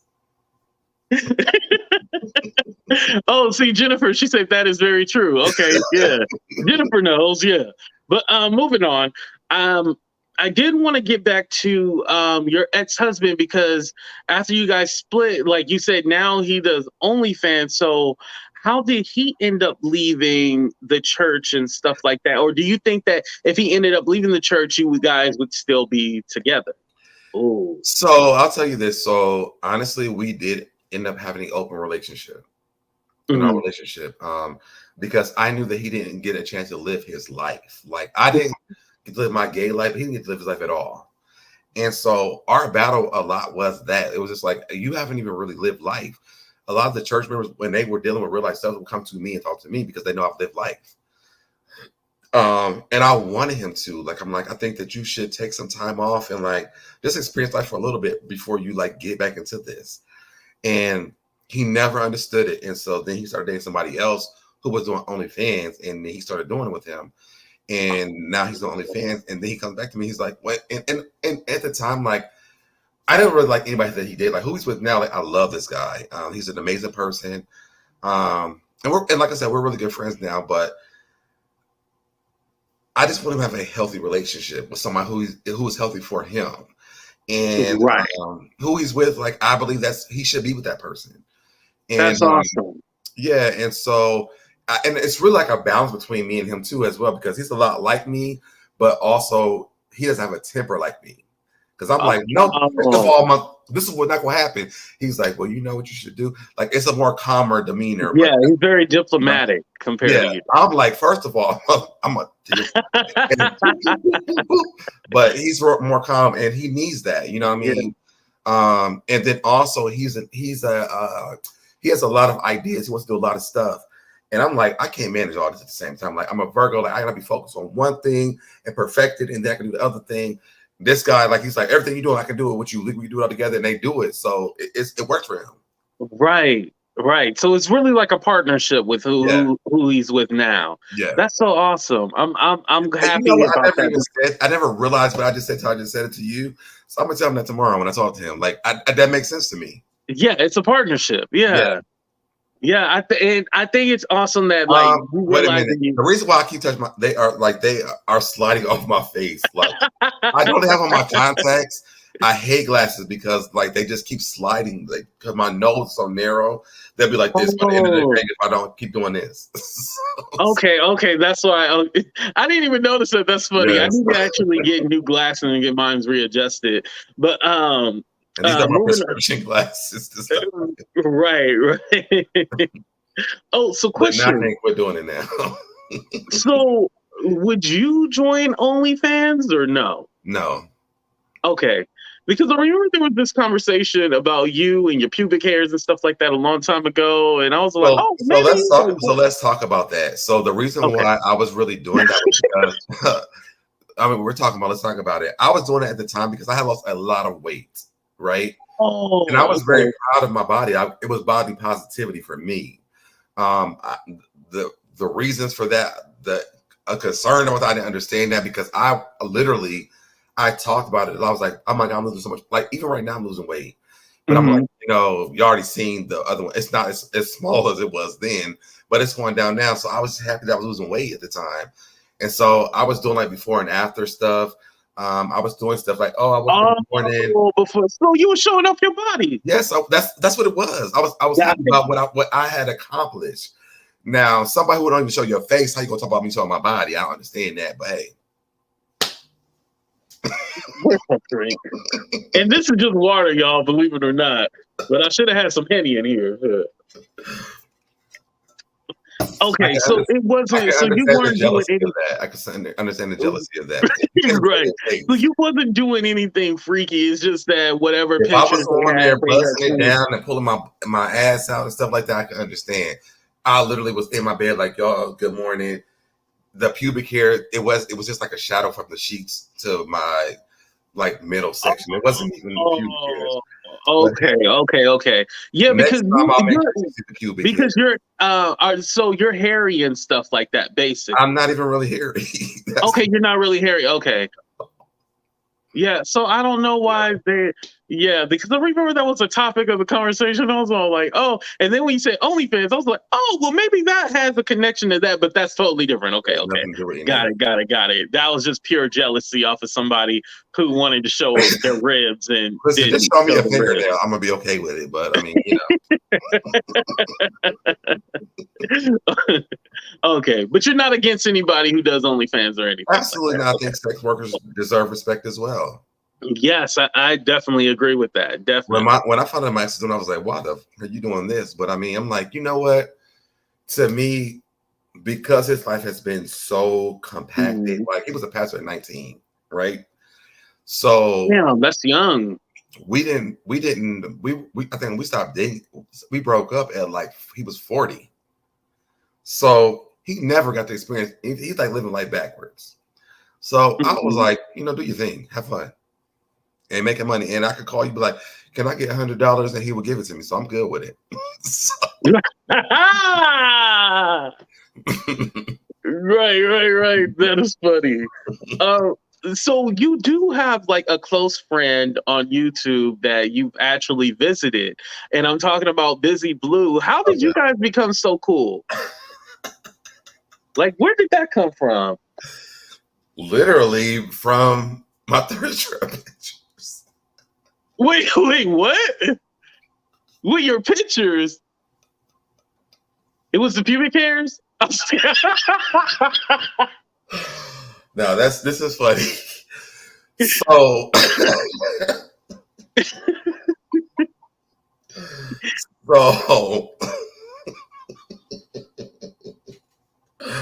so you know, Jolene and basically do the parodies of everything, right? Yeah.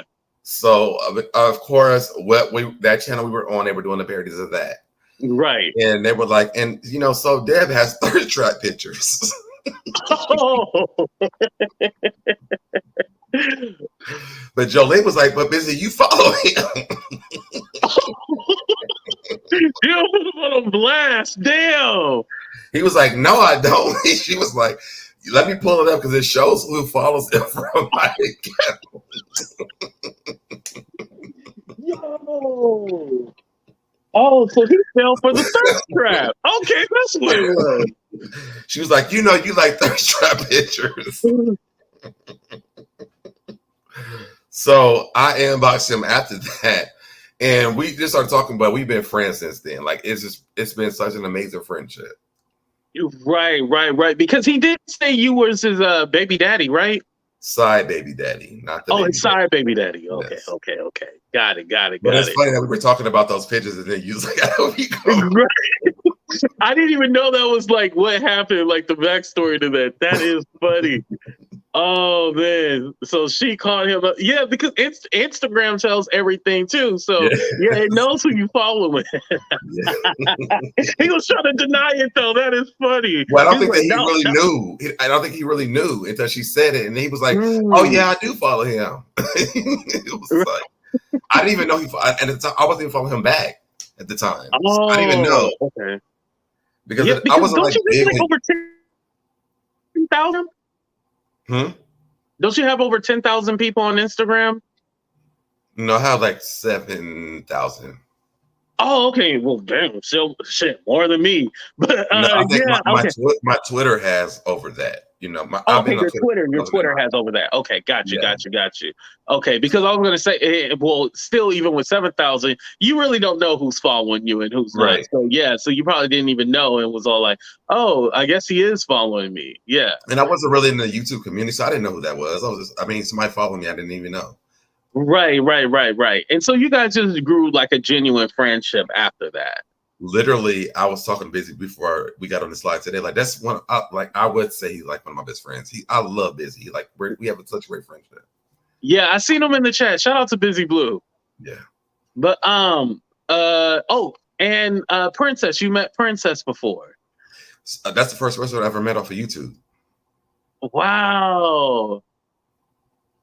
Yeah, and you know what? I like how, like, after everything went down, like, you guys still remain like cool after everything. Well, I'll tell you why. And I'll tell you why, because, you know, when you were first saying, oh, who was here, I was like, I'm surprised she was over here. But I told both of them, I was like, listen, you know, things are going on YouTube right now. Let's be friends like in real life and not on YouTube, because it's just causing an issue. And Princess and me have continued to do that. But the other thing is, like, when stuff was going on that channel we were on, I said the same thing, and we did that. Like, we just have respect for each other, and I love her. Like, we have an amazing friendship. We don't talk every day, but we just have mad respect for each other, and that's what it should be like all the time. And I think as friends, if you actually want to save a friendship, sometimes everybody can be involved in that, right? Right. Even with the candy shop, like, me and her, we are cool. Like, we talk a lot. We've met. Yeah, I like Candy Shop. Yeah, we've met in real life, and me and her talk. Like, we text on the phone. Like, she's my Facebook friend, and nobody's my Facebook friend. Right. But, you know, that's because we have a real relationship. If you never made it to my Facebook page, then believe me, we are not real friends, y'all. You know, it's just something that is very because my family's over there. Right. And you want to protect your family. Even when they pulled up my stuff from Facebook, that's a page that I don't have access to anymore. Wow. So that's like from 2006, I think. That's not even a comment. Yes, that's my girl. Yes. That is crazy. So it was from an old Facebook that they pulled all that stuff up from? That's not my current one. And the videos that Wow. they played that was on there, those are on my YouTube channel. I just had to private it. When I was single, Mm. they're on my YouTube channel. I was going to unprivate them. I thought I was like, those are really on YouTube, y'all.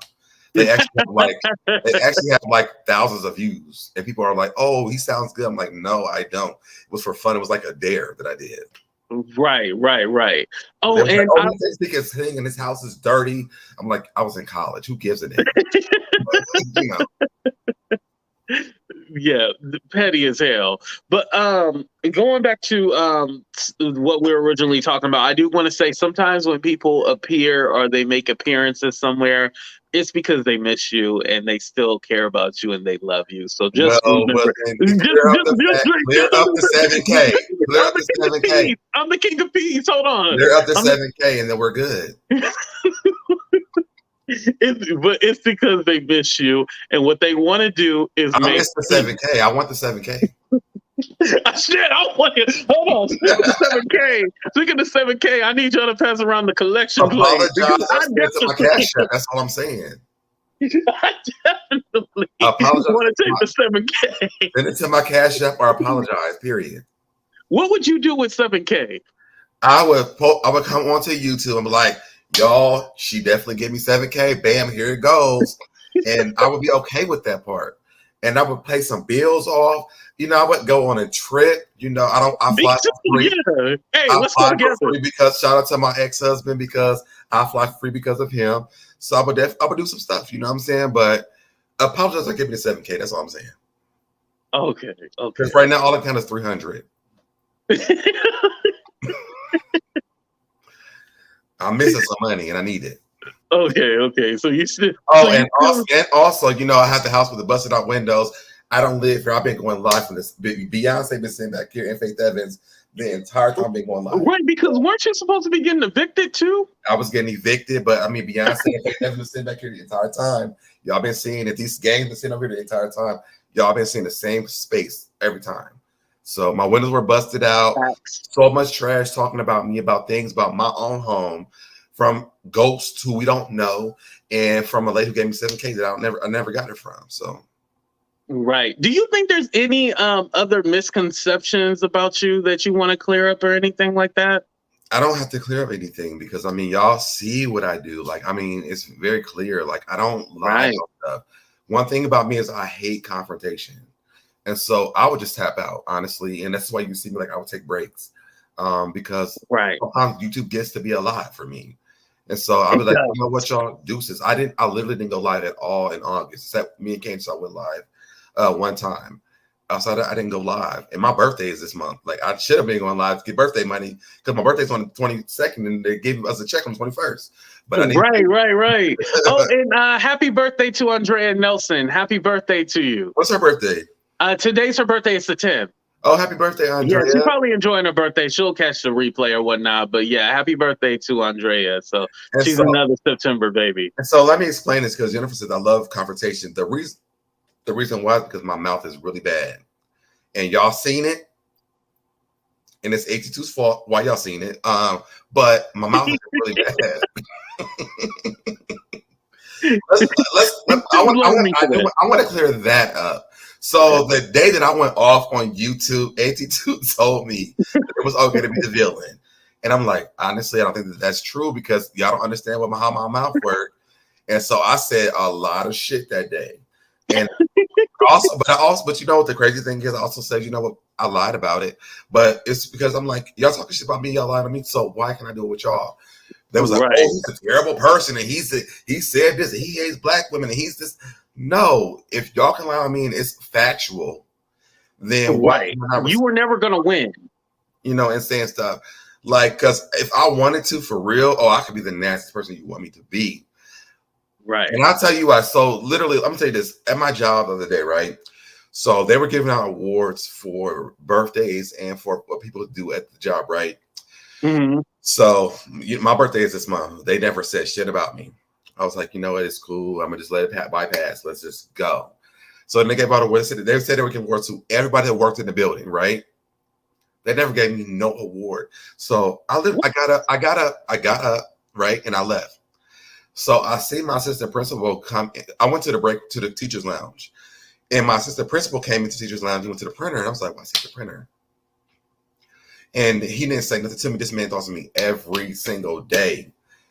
Never said nothing. He comes back with another assistant principal and goes to the printer, and then they print something. And she was like, "Well, you need to print something. You need to come to me because I'm the print queen." I was like, "Okay, girl, you the print queen. Do you, boo?" Okay. So I left, right? So then the other girl that I work with, she was like, "Oh, come back because they're about to give you an award." I said, "Absolutely not." That made this printer where I was sitting in the wrong way. I'm not coming back for no I forgot you award. I'm sorry. So I said, you know what I'm gonna do? I'm gonna forget a bunch of shit. So on Friday, I woke up at 12 o'clock. I said, oh my God, I forgot to set my alarm clock, but I'm on my way to work. I'll see y'all in a minute. We get off work at 2 o'clock. Oh my God. I got this, and then but I read the message before that was like, oh, somebody's not showing up. Can you take over the class? I said, oh my God. So I got to the school. I was like, oh, I just seen that somebody didn't show. Let me go over here. He was like, oh no, I got it. But you can come over here at I think he said like 1:15. I said, you know what? I gotta leave early. I forgot to tell you that because I gotta get my hair cut. I'll be forgetting stuff. Like that's me. I'm petty as fuck for real. You know, and the way that my mouth works, like that's why I don't. Because yeah, you don't want to take it there. It's gonna be effed up. Right. You know, believe it or not, I do hold back a lot. Like, there's a lot of stuff that I could say, but I do try to hold back because I'm all like, I don't want to take it there with these people. And then, especially with me, AT2 is always going to be the bad guy. So if I take it there, I'm going to look worse. So I'm all like, you know what? Whatever people want to say is what they're going to say. Now, when it gets to a point where it irritates me, that's when I'm all like, okay, I'm going to be rude, disrespectful, and I'm going to make sure the shit stings. Because sometimes you got to make sure that it stings. So a motherfucker will leave you alone. You know what I mean? So I totally get what you mean. And when I said be the villain, you know, I didn't mean go to the extreme. You to give me a definition of what it looked like. So I was like, oh, the villain? Oh, it's time to talk about everything. Let's go. And I just went, you know what I'm saying? And, you know, I had to apologize to some people. But the thing I think that I was really upset about was the people that I really had, like, relationships with, them switching up. Like, and shout out to the candy shop because she stand 10 toes down with me all the time. But everybody else that did not, you know, I didn't, and I didn't really care. Candy shop didn't turn on you, huh? Absolutely not. Candy shop, how come you didn't turn on Deb? Because I feel that what ended up happening, it was like that gender war thing, and this is just my perception, that gender war thing, like, oh, these men always talking and disrespecting these women. And so I think with Candy Shop, she could have easily just went on the side of women. So I want to know how come Candy Shop did not just go with the women. Well, let me tell you. So let me tell you, we did have a conversation. She's like, you know, I support Black women, and I'm not comfortable with this. And I said, well, you know, that's not what I really meant. I said, but I just went on a rant. And I was like, I mean, actually, it worked in my favor because somebody posted my inboxes where I said, well, I lied. When me and Deb are friends in real life, we had so like I said, we had a conversation. But it also doubled down because somebody, I won't say who it was, but they were text messages of somebody else that they thought they had exclusive information. And another content creator posted my messages saying that I lied. I'm like, I mean, I told people that I already lied. I said I lied. Right. They lied on me. Well, why can't I lie on y'all? Right. So I made them contradict themselves. Like, if y'all can lie, why can't I lie? You know. Right. And I will say one thing about Candy Shop too. And I'll say for Candy Shop, me, you, Cups of Conversation, Jennifer Love Spew It. We all, huh? Oh, there go Cups right there. Oh, there she is. Yeah. There she is. We all were kind of like pushed in like a certain group. Like we were grouped together, even though like we never had a conversation like, oh yeah, this is going to be our clique. We never had, like, we were automatically put in what they call the basement bitches. And I was all like, well, how did I get in the basement? They already, they said I was in my mama's basement. We was like the attic bitches. Like, right. We was like in the attic. Yeah, right. And so like they put us in this clique, and it was like, no, we literally don't come together and like Right. talk about you guys. Like you Well, literally are let obsessed. me tell you about Cups too, because Cups talked Mhm. shit about me. Real talk, she did. Um, Oh, yeah. she didn't, but no, but me, That was a pastime. I know. but me and Cups had a conversation because I was like, I sit in your chat a lot because I loved her chat. I mean her channel. And Mhm. she was like, the more that I watched, like I kind of started understanding and seeing different stuff. And I was like, yeah, I was like, literally, I was afraid to even talk to her because it's like, I don't want to get connected to somebody else and then it turns bad for somebody else. Like, it's like everybody Right. who I was at that time, if I got connected with them, like then they bit they got involved in the stuff that I had going on. Mhm. And a lot, like even with the game stuff, like I'm like, well, let's just stop our show. Because I don't want you to be involved in this. Because Right. literally, because if I go off again, like I want to make sure it's just me. You know what I mean? Right. And Right. And she doesn't I get was about to go on flack. a rampage for real. But I was just like, it's not even really worth. I don't even know these people, so for what? So I was Right. just like, what? Let me just take a break. Let me go on vacation and live rent free because I ain't paying my rent. I'm homeless. Busted out. I'm gonna live rent free and go on vacations and stuff and show people that what people are saying about me is not even really true. Because if that's the case, why am I able to do this stuff? Right. And look, Jennifer is making peace right now. Jennifer said it's different in real life. For that, I am sorry that I came to you in Deb's chat that night, Candy Shop. I also apologize to Deb. It wasn't my place. See, we making peace. I love that. I love that. And then Cups did say, right, once I know Deb, he is a good person. I love him. Yes. I We think were not, because me and Cuss were like, I'm telling you, like Cuss, what she did some videos about me. I was like, I really want to talk to her because I like her channel, but I don't think that she likes me. But I just kept watching and stuff kept going on. I think the more stuff happened, I don't remember how we ended up talking, but we started talking to each other, and it was like, this is just what happened. And since then, like we've been cool, like for real. Right. I kind of feel that you guys got the short end of the hand. I'm gonna be transparent. I kind of feel like Princess, you and Marcella got like the short end of the Princess stick. and me. Okay, Princess and Dad got the short end of the stick, and like y'all was like the punching bags and like the pinata getting beaten a lot, and it was all like, damn, what did these people do? Like, I know you So can say, let oh, me they were this, they were that, let me but explain something to you, AT2. Let's talk about something that's really important about everything that has happened.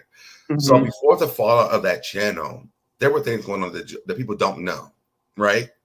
Right, That deal with me and other people. I won't say who that was, but this was not new shit for me.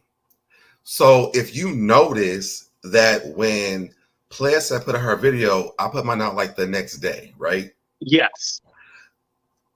There's a reason for that.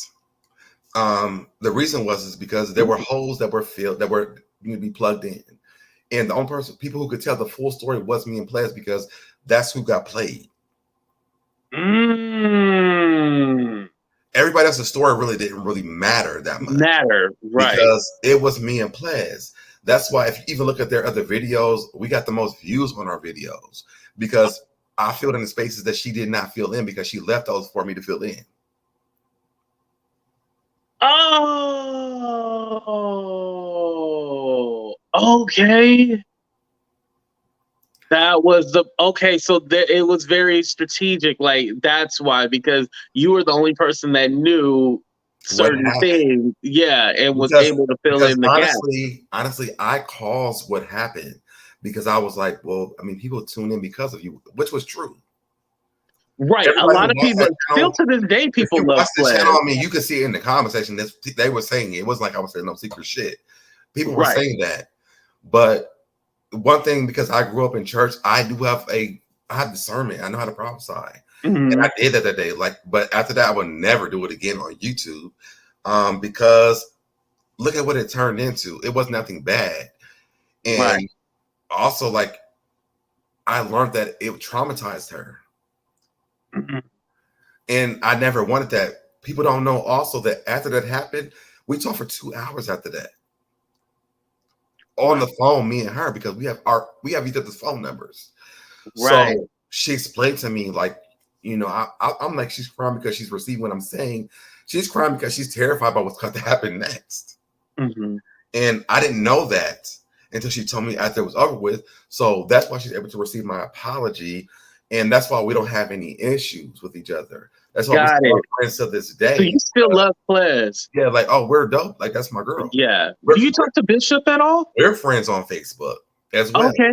So I don't talk to Bishop, but there's no issue with him. But there's no issue. Okay, good. There's no issue. I just don't. We don't.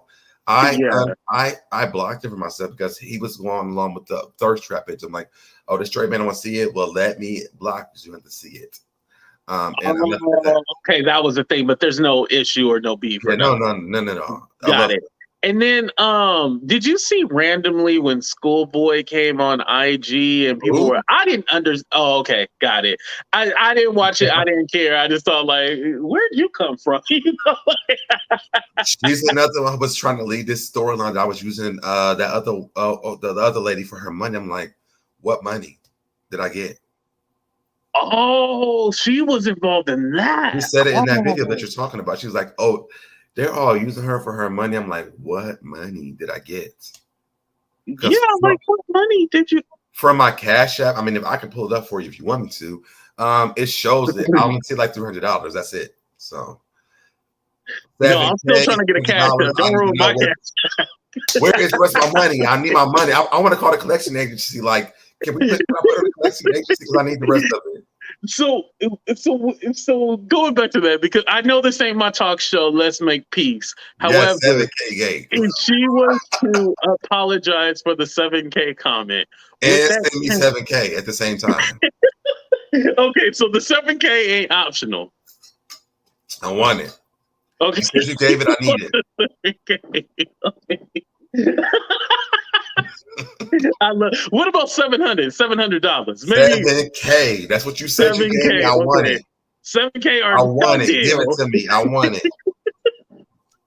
And tell them we cannot talk.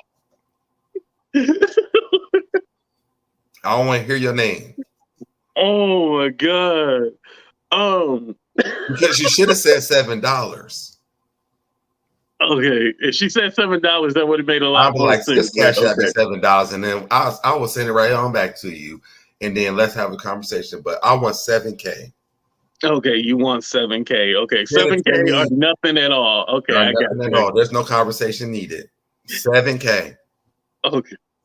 Damn. Okay, so I guess we can't make peace on that one. Okay. That is peace. Well, you are at peace. You are at peace. Like, I don't hear you attacking her. She doesn't attack you. I never attack her. Like I said, I didn't know that she was going to be here, but I bet you she was here. And she's probably still here because she loves you. Let me tell you something about her.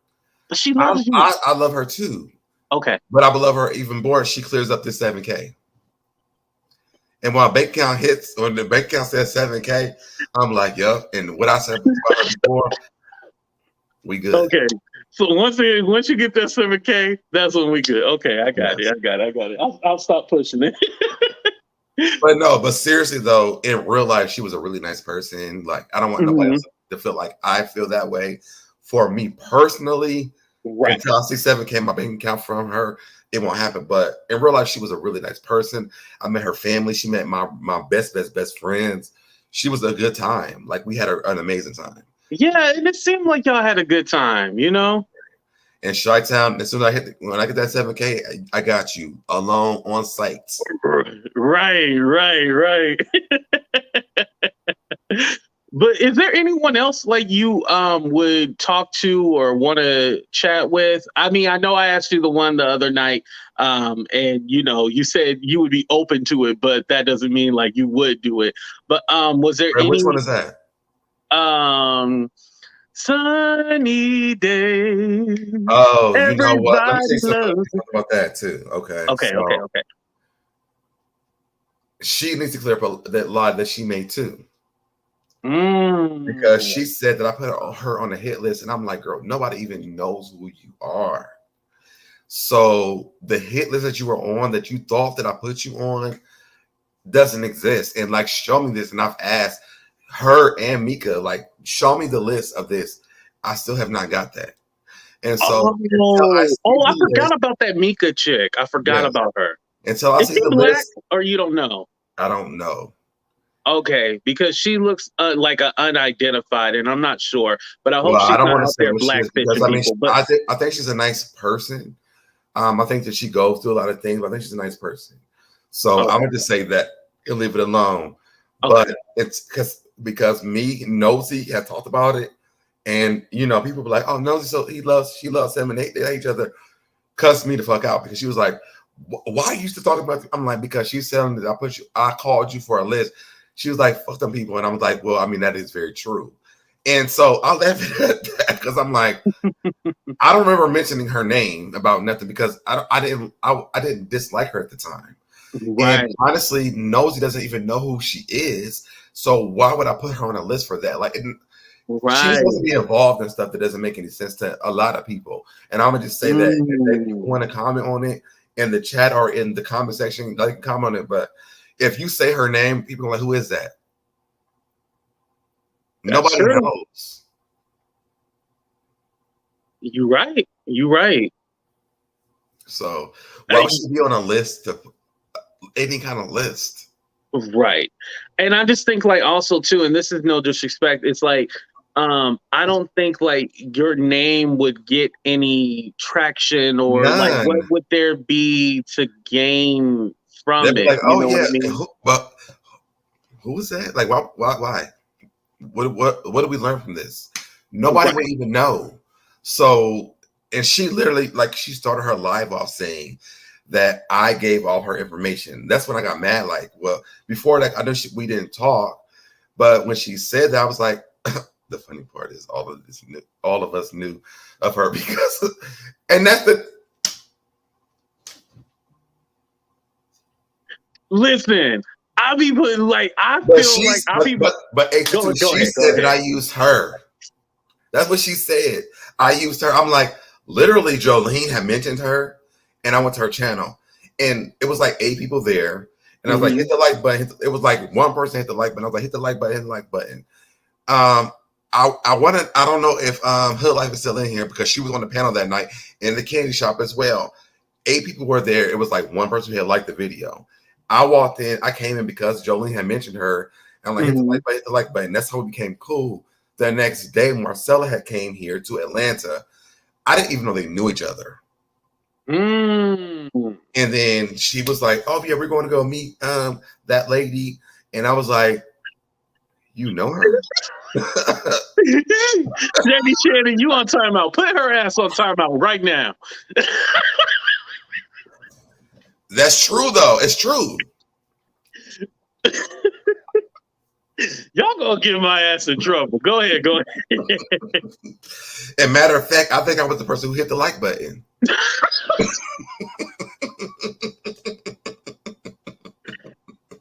Oh my God. I went hard, like hit the like button because Jolene had said it. Right. And you know, I subscribe to Jolene and Busy. So I'm like, whatever they're talking about, I'm gonna support it. So I went there for that. Then it was like, oh, he used there's another person who said, oh, he's just there to use you. I'm like, and literally, I thought she had more subscribers than she did have. If she was going to be honest about it, I thought she had way more subscribers than she had. I didn't even know. I was just like, you know, she had these subscribers and nobody supporting it. Like, hit that like button, y'all. Hit it. Right.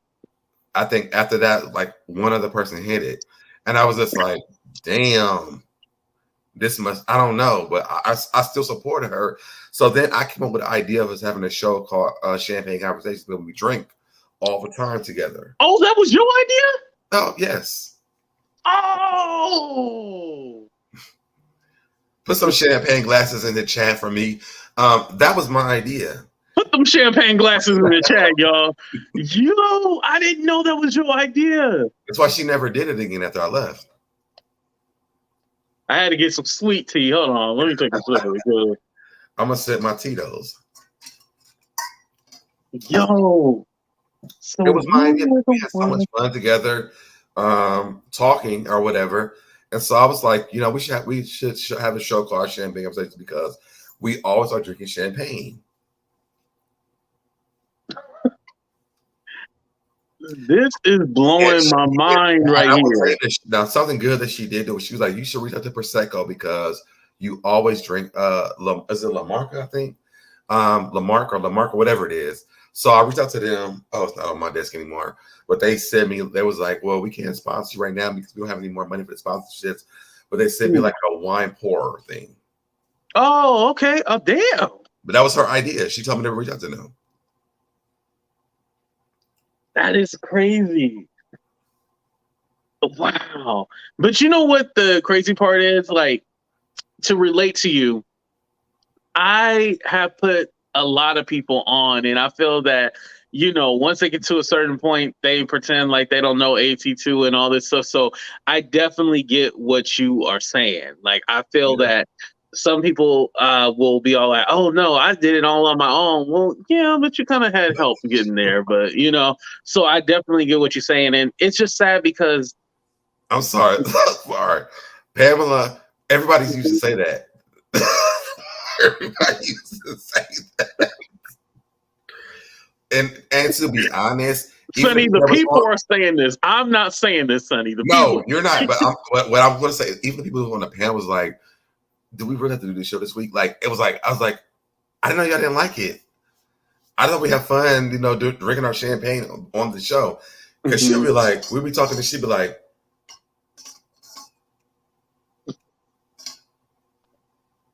y'all, I'm drinking this. We're talking about a whole different conversation.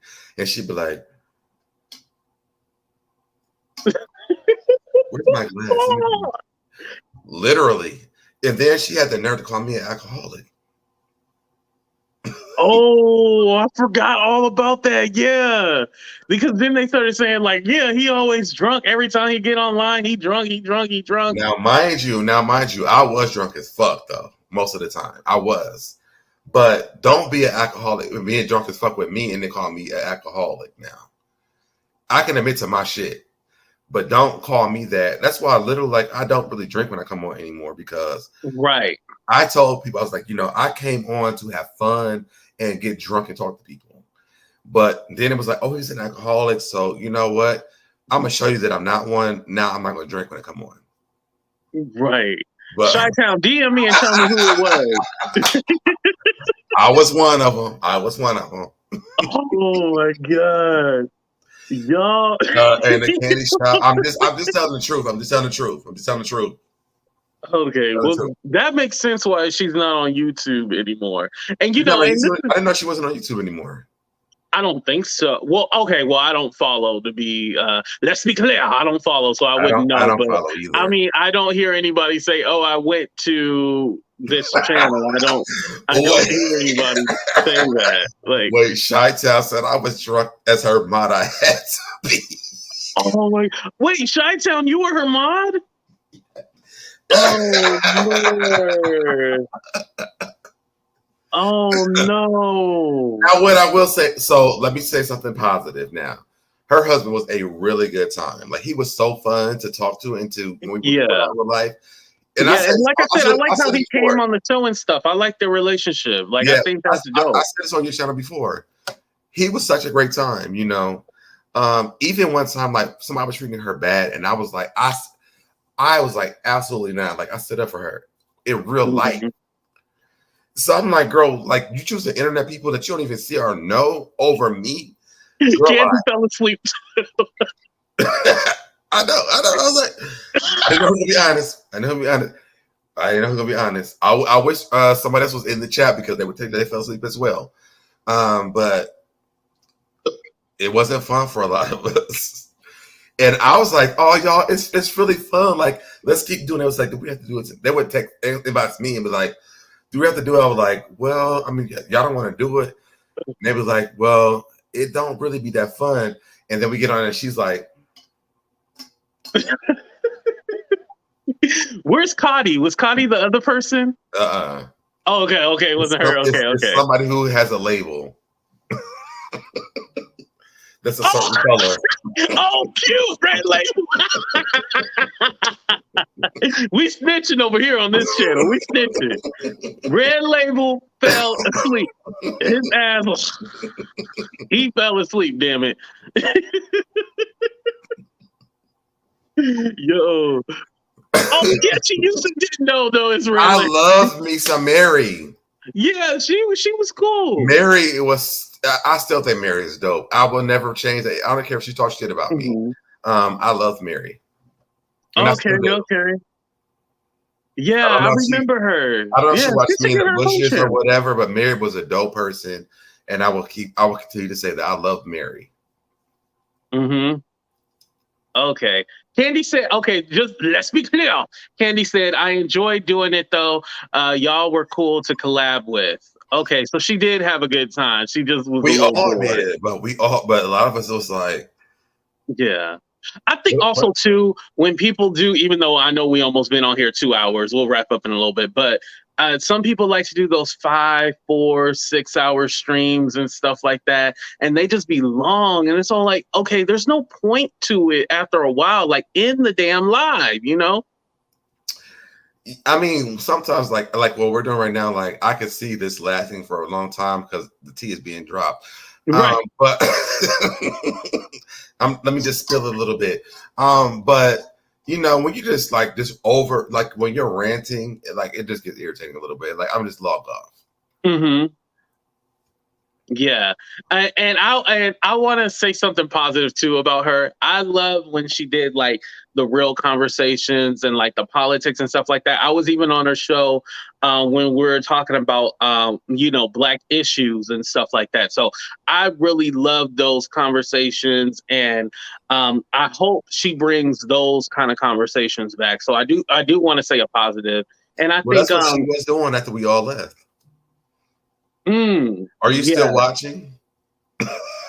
Yeah, no, I was still watching. It was a turning point. I'm gonna tell you what I don't like. Since you want to say something, probably say something negative, and this is some real stuff for me. Okay. What I don't like is the LGBT stuff that she tried to do. Oh, what did she try to do? So after I left, she had LGBT panels with people who are LGBT that she doesn't care about. And the conversations were very vague. They were not informative. It was bullshit. Because didn't she say "so Deb" with your gay ass or something like that? She sat on a panel with a person who called me the F word multiple times. Oh. So you don't care about LGBT issues. So don't try to have LGBT conversations when you don't care about LGBT people. Yeah. Oh, damn. Oh. That's a little rough. The maggot word. And you know what? Speaking of that, this is a perfect segue. Because you stand up for the LGBTQ community, and like I remember even when you and Tulsa, I know where you're going. No. I know when you and Tulsa were getting into it, you was like, "Yo, I have friends that are trans, and and I really stand up for the community and stuff like that." I stand for trans men and women, right? Right. What I can't do is the foolery. Right. But no, I wanted to ask you more about like the stuff that you have done, like as far as like outreach and stuff like that. So I have my podcast. My co-host for my podcast actually has a trans award ceremony every year for Gay Pride here every year. So I work with him with that. My ex-husband, with our church, we work with trans women all the time. Oh wow. That's what we did. This lady came in and she told him that he was giving her what the pastor thing? Oh my God, I can't think of it. What's the guy got? What's his name? Eddie Long? No. You're close though. Jamal Bryant? No, come on, a little bit closer.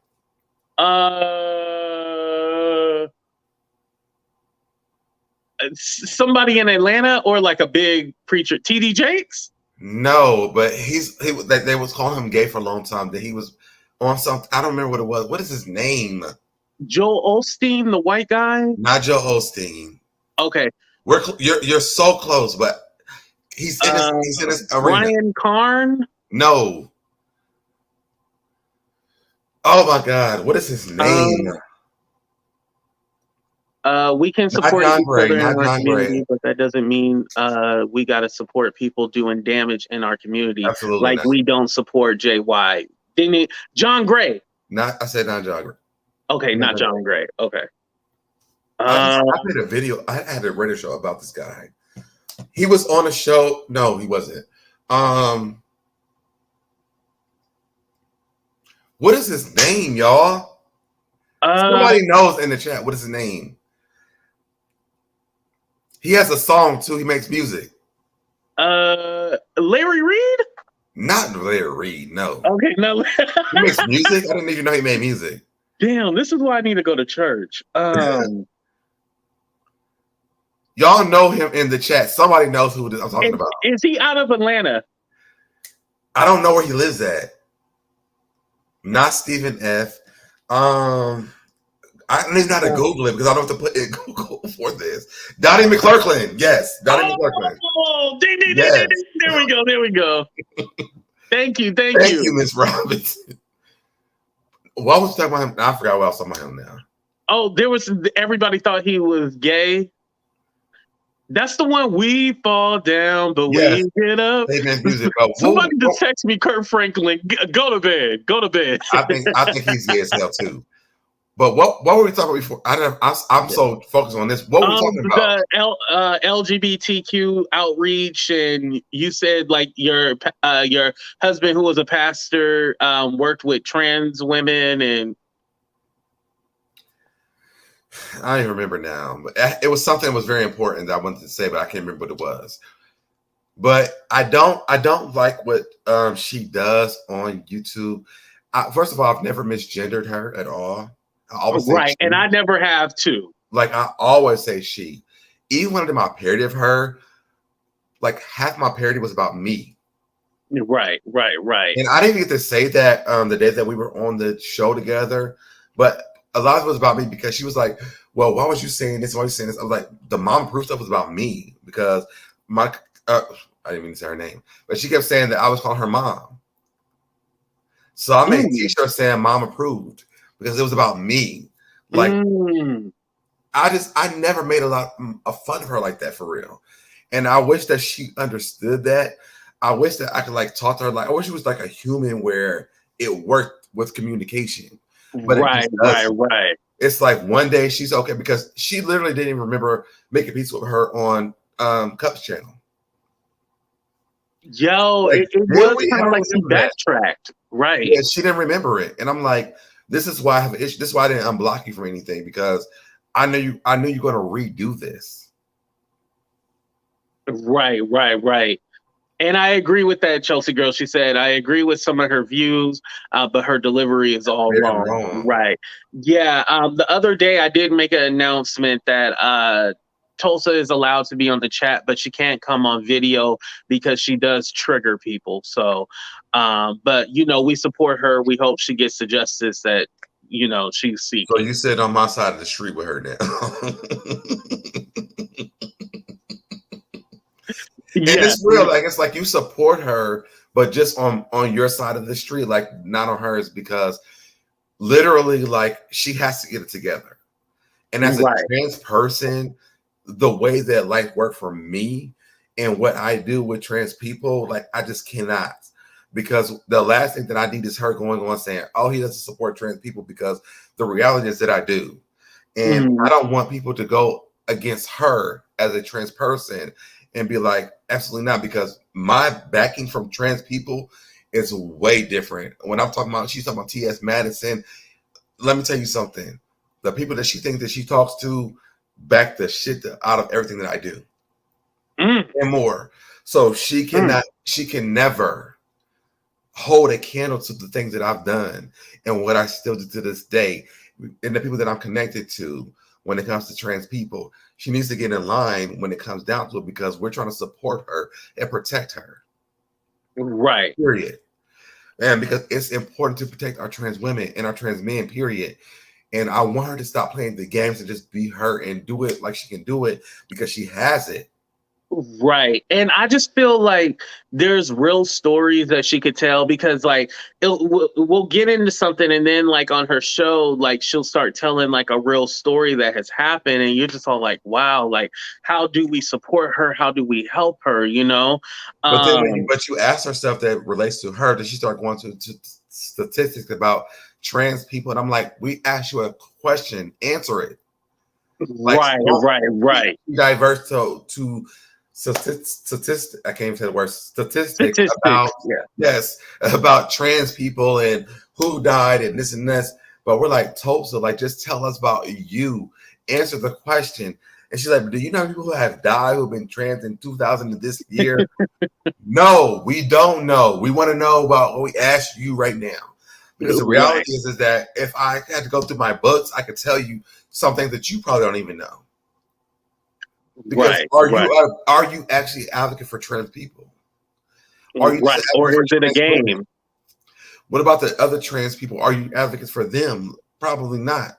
There's a lot of trans people that you don't even talk about ever. Right. It's like the advocacy started yesterday. I think that's why we have an issue, you know, but because, you know, as far as trans hate, that's a real thing and it does have to stop. Let me play a commercial.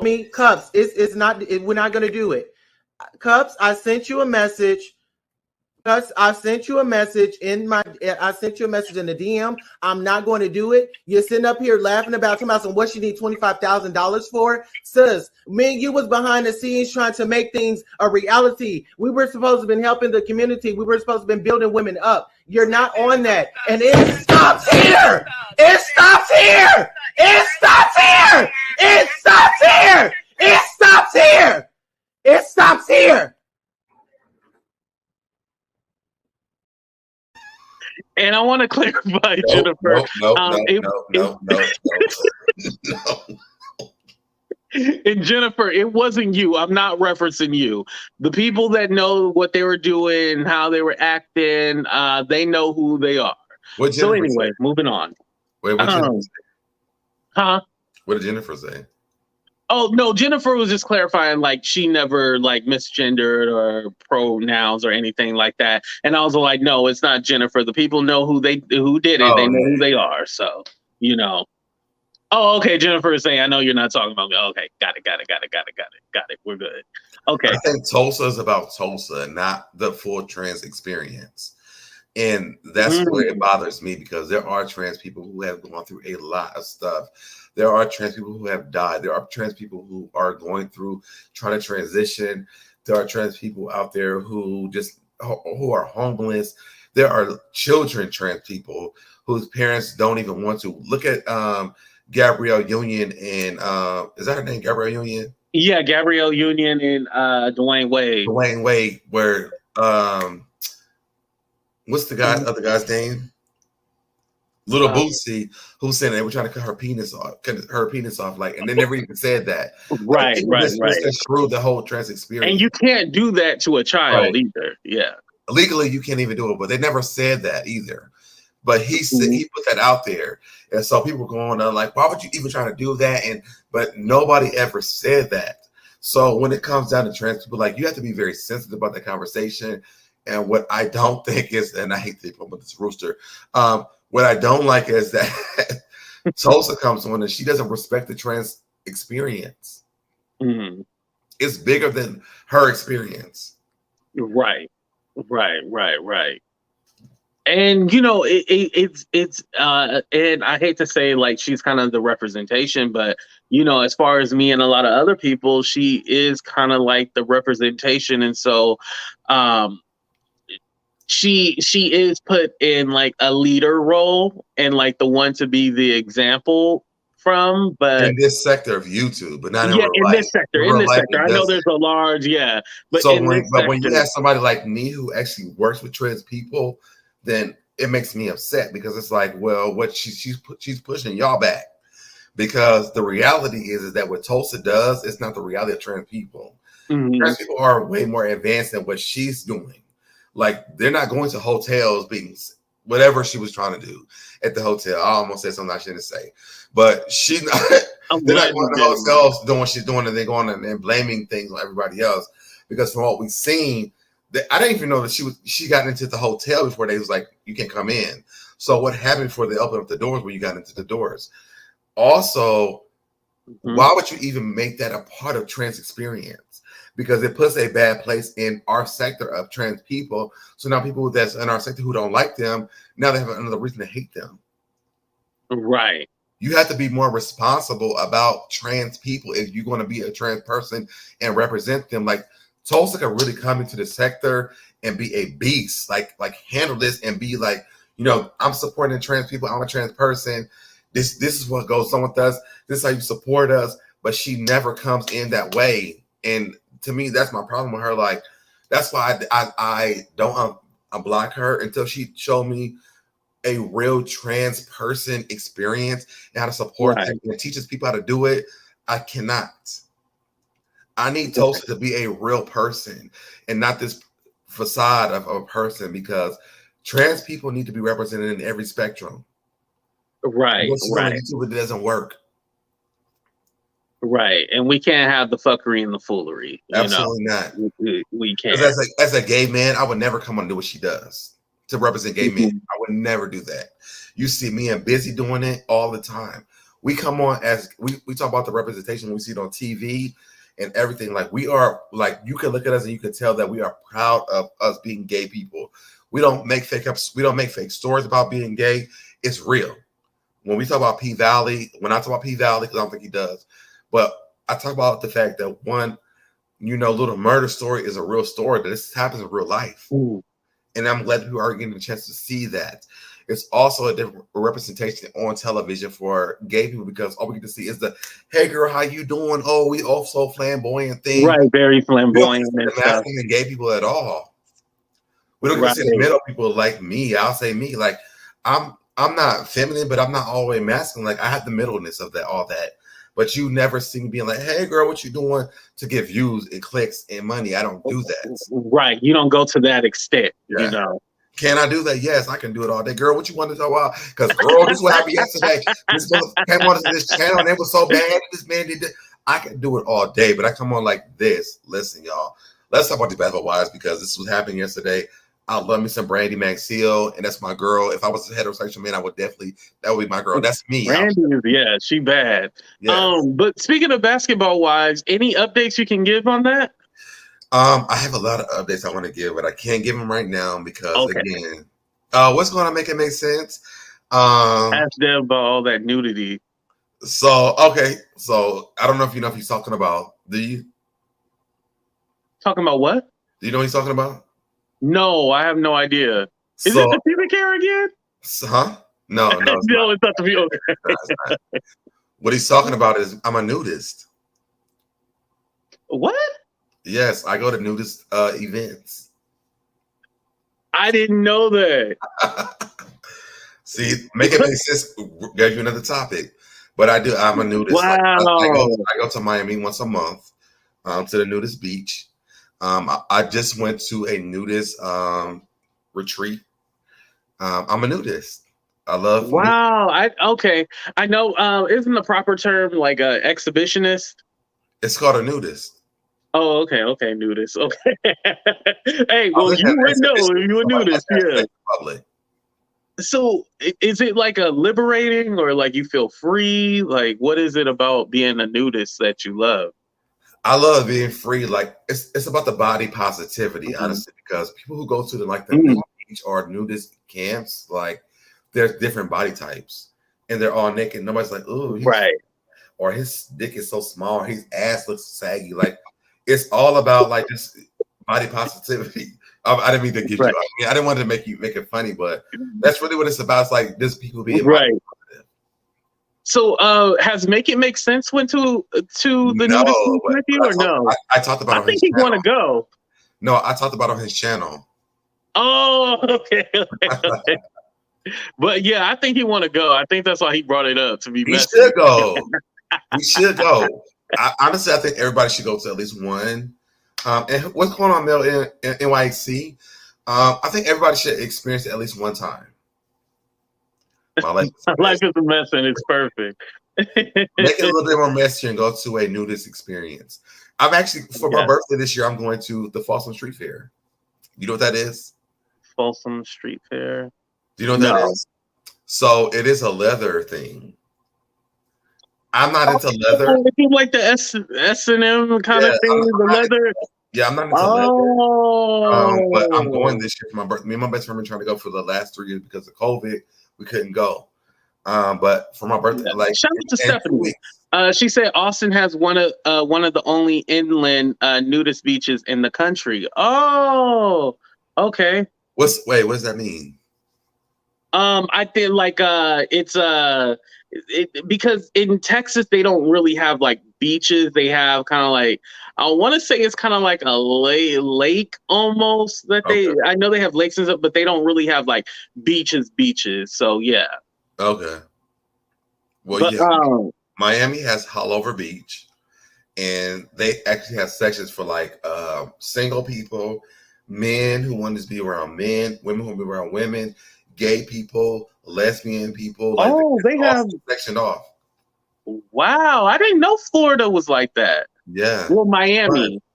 Yeah. And actually the last time, so there's a guy that I dated, he's a pilot.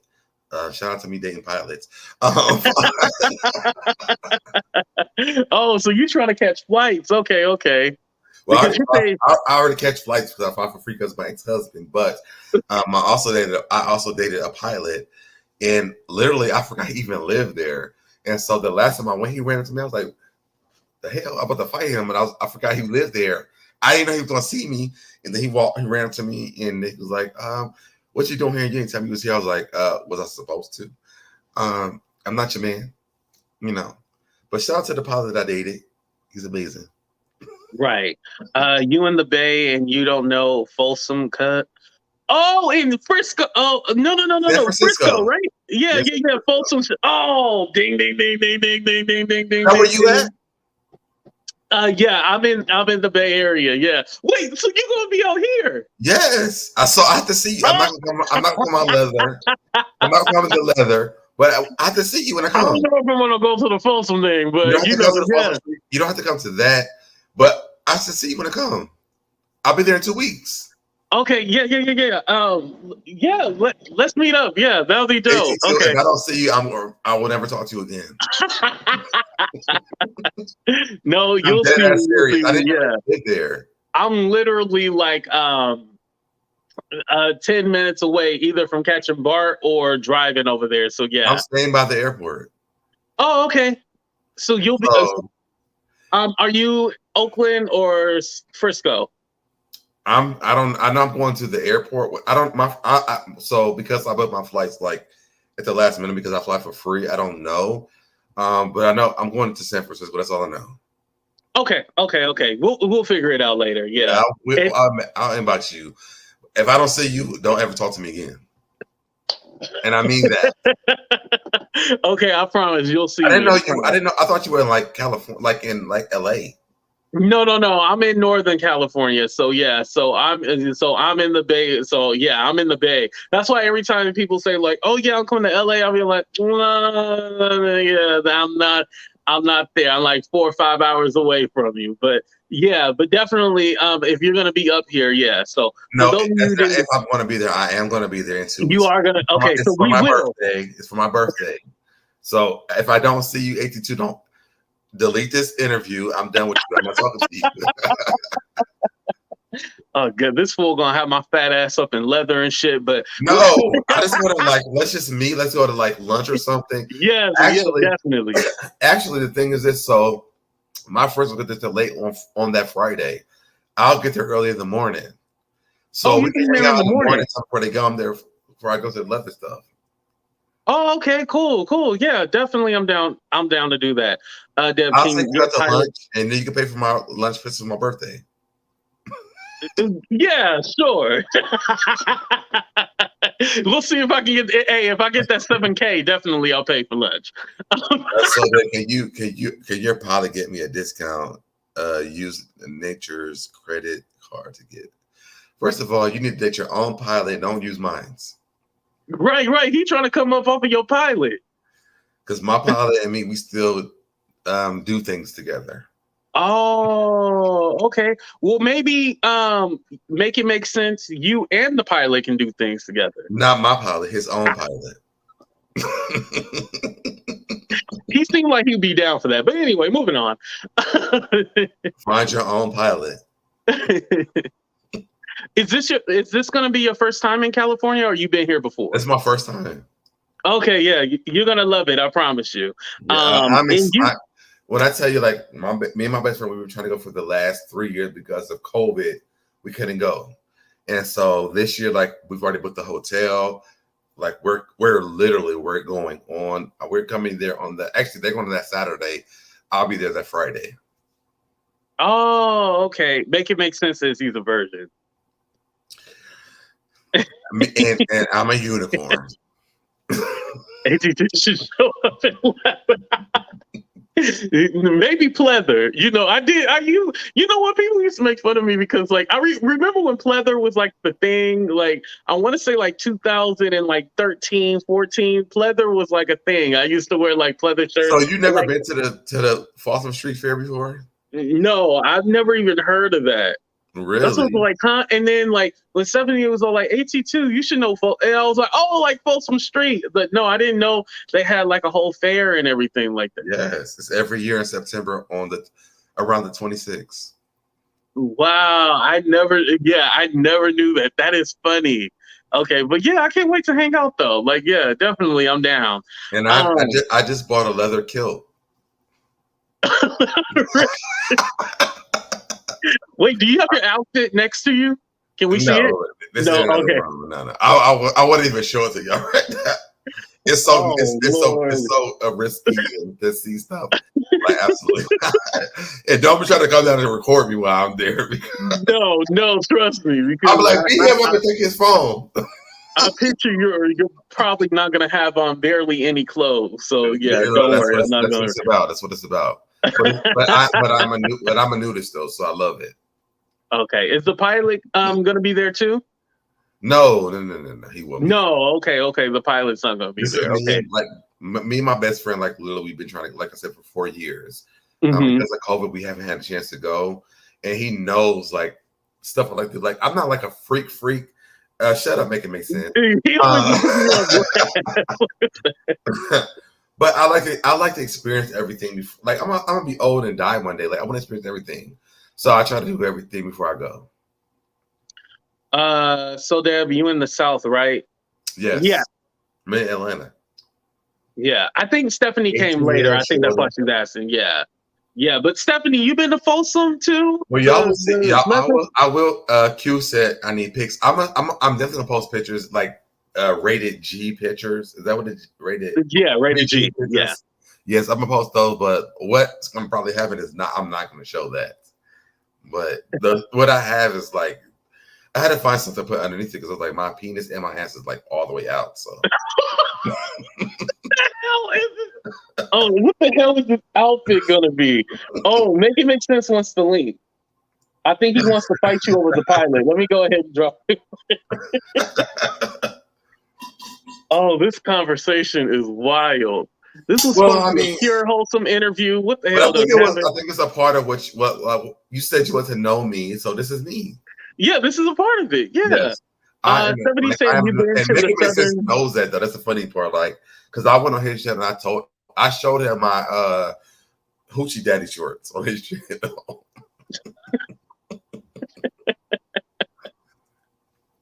Oh my God. Okay. Now, whatever he's gonna have on when he come on your channel, only God knows. What's up? Make it make sense. Wait, where's my photo? I see it. You got on doobie wrap. I can't. Wait, you just took it. You just took the photo. You keep going back and forth, like turning on your camera, turning it off. No, I should have a full photo. We can see your photo. Okay, we can see it now. I've been seeing it the whole time. Somebody has on a blazer with a doobie wrap, a blue doobie wrap. No, yeah, I should show my full video. Like, this is crazy. Why can't I? You don't see a video. Yeah, I don't see a video. This is weird. So Deb, I'm not gonna allow you to lie. A lie about what? You know exactly what. First off, you have never offered any the fact that you were dating a pilot. We all need discounts on flights. Is he with Spirit? No, he works for American. Oh, Spirit Airlines. He works for American. Well, we all need a discount. Well, you can't. Are you having sex with him? But if you are and you can't get your friends a discount, are you really having sex? I don't with even them? get discounts from him because my ex-husband gives me my discounts. So If you don't get discounts from the pilot that's true. You're not dating, getting it from him, technically. I don't need them from that's him. a problem. That's not a problem because I get the same benefits. So It's a make it problem make for sense. me. Do you think that he should be flying first class? I always fly first class. First off, AT2, that's messy that you would ask me that question and not ask your guest yourself. Not you gonna This ask him is a question and then ask it for yourself. This is the first time I'm on your channel specifically, and you are trying to be messy. Hey, this is what the show is about, right? I've been a part of the Mount High Club as well, the Vegas girl, but that was when I was a flight attendant. Wait, while you were working? Yes. Oh. I talked about all this stuff before, so I'm not about to like act like it ain't true.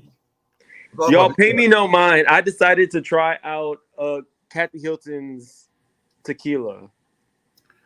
Oh, did you like it? It's all right. I'm gonna do a video about it. Oh, okay. You'll tell us about it later. Okay. But I don't understand why I can't see myself on this camera. Yeah, I don't know either. I can't see. I can see you. You look I like see a blank you look like a black screen. hole. Yeah.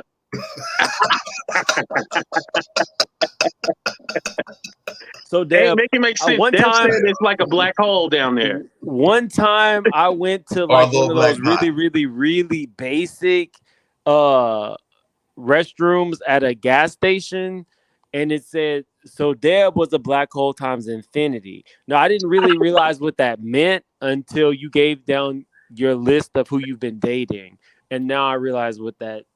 I wasn't even finished. I wasn't even finished who I dated. Right, which is why it said, so Deb was a black hole times infinity. When I did this top tier dating, sweetie. Oh my God, y'all are crazy. You're dating and can't even get a discount. I fly for free because of my ex-husband. So what are you talking about? I'm just saying. What discount do I need? What other discount do I need? A friend of yours asked for a discount. No, you want a discount. Whatever you got going couldn't even get which me. Which means you need to start. You need to upgrade your dating situation because this is not Stephanie working. said, "Are you shaming Mims?" What, like a slut shame? Yeah, because you're shaming that So he has a black basically, hole. what Stephanie is saying is that so Deb is a can't slut, get a discount, and not I'm me. shaming him.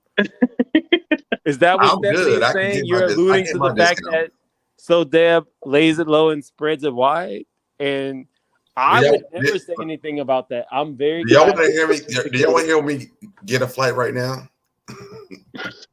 Because I will call back right now, but like I need to go to Ohio tomorrow. I mean, on Friday. Can you give me my flight? Did you say Ohio? Yes. So now we know where the pilot lives. Okay. No, that's my family lives. I think Mims is gonna find the pilot. You ain't gonna have that pilot no more. I'm not finding. I don't need. If I you don't want need to find to me, find he lives in anybody. Miami. He Very lives in comfortable Miami. at the W. He lives in Miami. Wait, the pilot's in Miami? Yes. All I'm saying, so Deb, is if you and I are friends, you should use Nature's credit card to get me free flights. For you, not me. I don't need. I'm a virgin. I can't use Nature's credit card.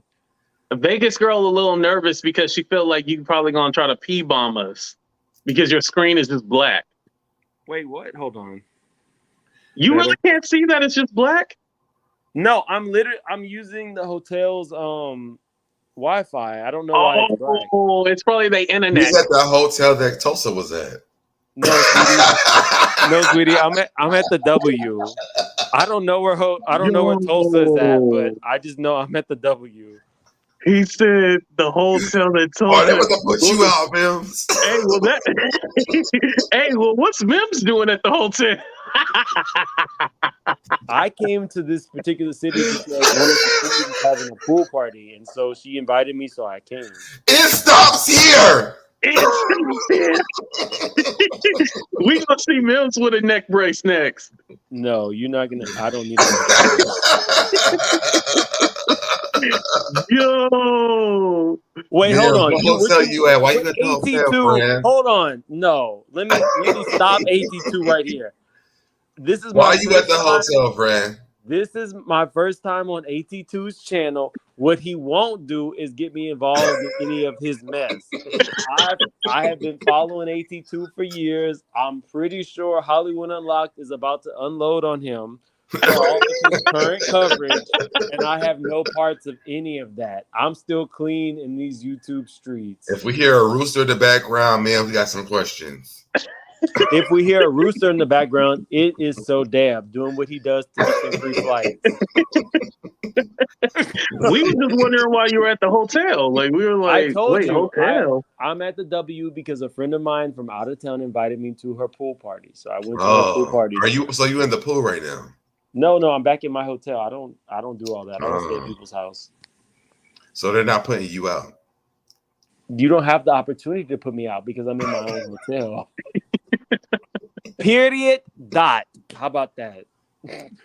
Now, were you crashing somebody's party? Like they just happened to be having a party and then you just went there, or like you were actually invited? No, I was invited and I chose to drive to a different city to go and attend her party. I just chose not to stay at her home.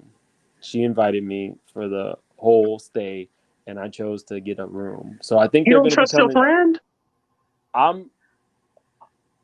It's not that I don't trust people. I just like my own space. Oh, okay. No, I definitely appreciate you. I because I love having my own space too.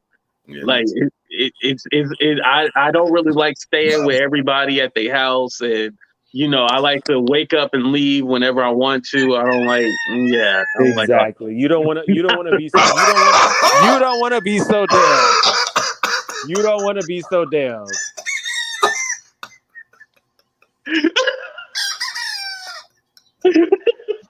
We hear the roosters in the background. Mills, where you at? We hear the roosters. So that don't make me share the video of you pussy popping on a handstand. I was never pussy popping on a handstand. Don't make me. Man, where you at, bro? I'm sitting here with my Kathy Hilton tequila, enjoying myself. This interview was pure and wholesome, and now it turned into something else. I just don't know it. I don't know. This will be my last time on your channel because the shit that y'all have going down is not what I'm accustomed to. No, you started it. I'm trying to get my picture on. I'm gonna get out and drop the link because the roosters is in there. Okay, I'll drop the link again. Yeah, like he was literally trying to like show his stuff, but like we couldn't see him. It was just literally a black hole. Like he thought we were just kidding, but no, like we really couldn't see nothing. It was a black hole, just the hole. That's all we see. That was to get the rooster. I love you, Mims. Yeah. And then he even said he was we didn't even ask him where he was. Did you ask him where he was? I didn't.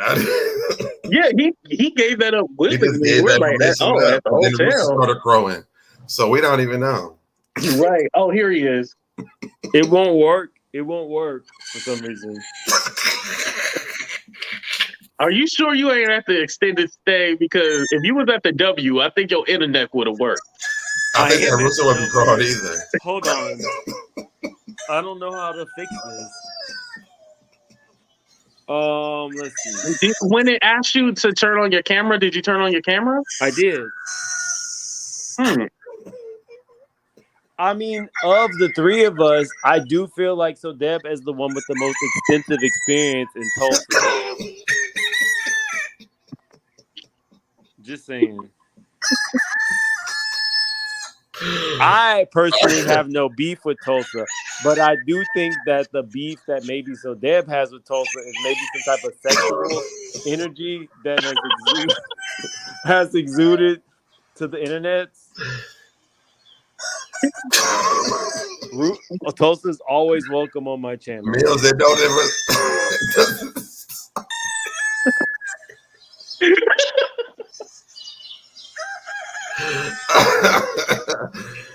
Okay, my stomach is hurt. I gotta stop.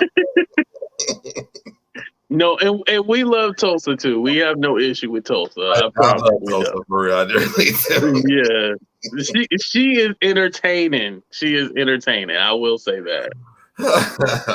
My stomach is hurt. It's so bad. Yeah, but Mims, we didn't ask you if you was at the hotel. You gave that information up willingly. You really did. We didn't. I didn't know you was at a hotel.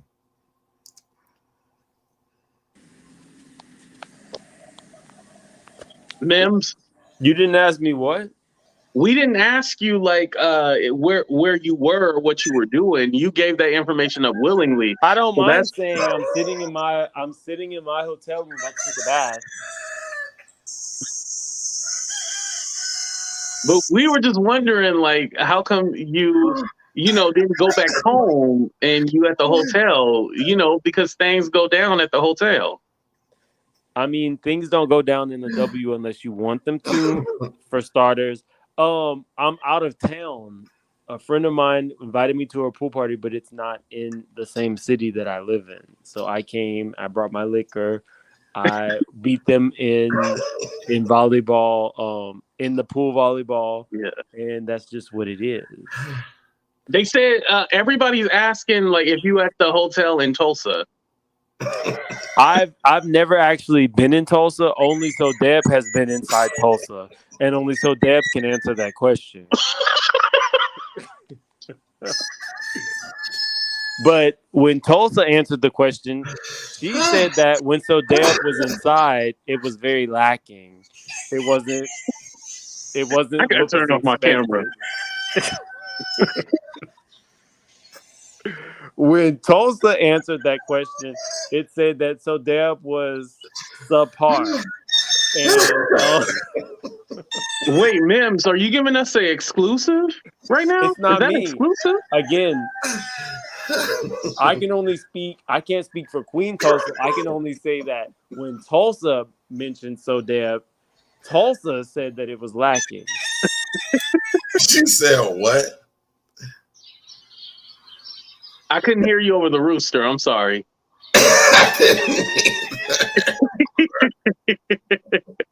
Oh, Mims, do you have a tripod with you? People want to know if you got a tripod.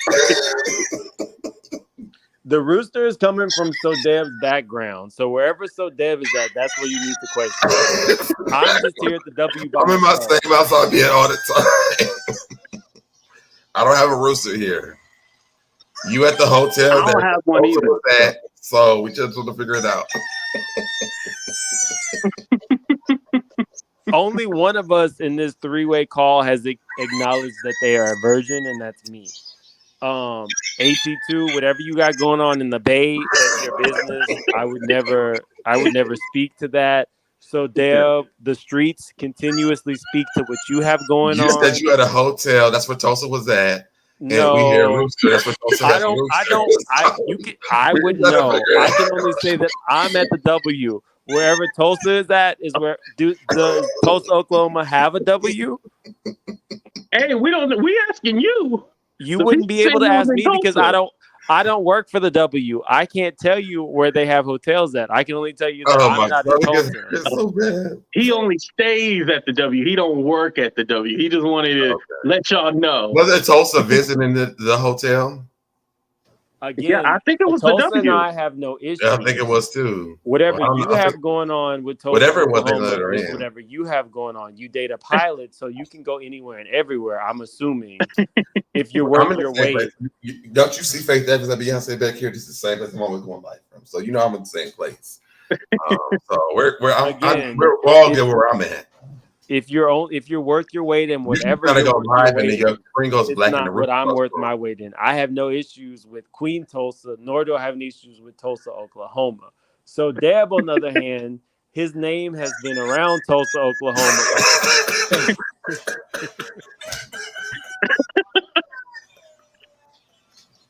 Oh my God.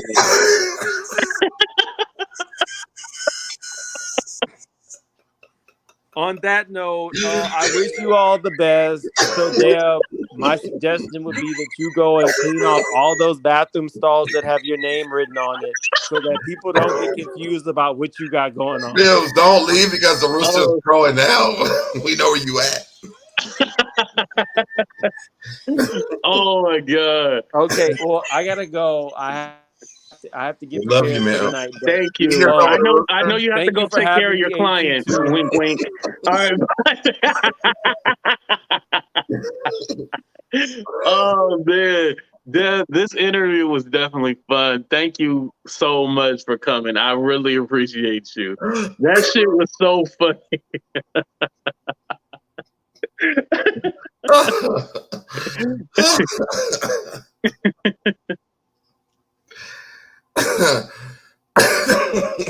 I absolutely don't forget the tripod.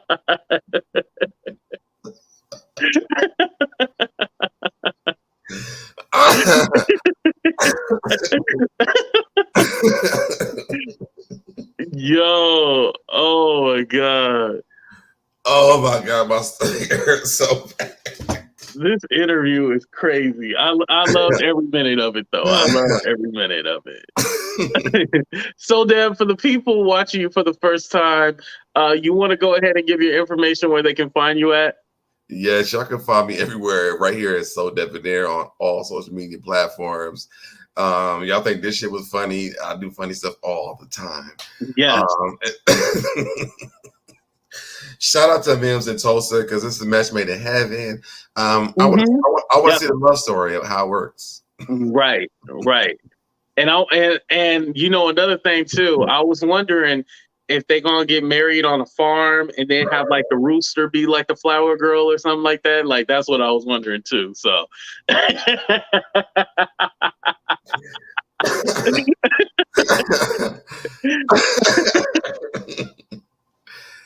That was hilarious. Every time you have the rooster go, he was getting so pissed. I loved it. And y'all, for people, I just want to make sure I was just playing it from my phone. That was not really me. Right. For the people that did, let's be clear, okay? I was just being funny. Right. Oh my God, that was hilarious. Right, but I am excited because we will be seeing each other soon. Now that I know that you're coming out here, so definitely we'll meet up. I'll be there. So, yeah, so definitely we'll have some stories to talk about. So definitely, I can't wait for that. But I want to say I appreciate you coming on my channel and just showing love and us finally getting a chance to do this outside from the drama and stuff like that. So I am happy about that. AT2 can be found on Craigslist.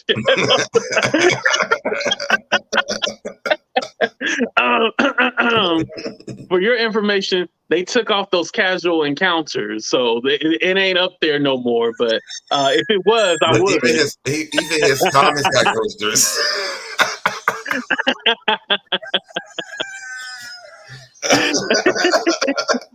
All right, y'all. Make sure y'all hit that like button. Make sure you subscribe to the channel and also check out SoDebNair. You see his name right there. Follow him on all platforms on social media. And I just want to say thank you so much for doing this interview with me. I had fun. I really enjoyed it. Yeah. All right, y'all. We out of here. Deuces.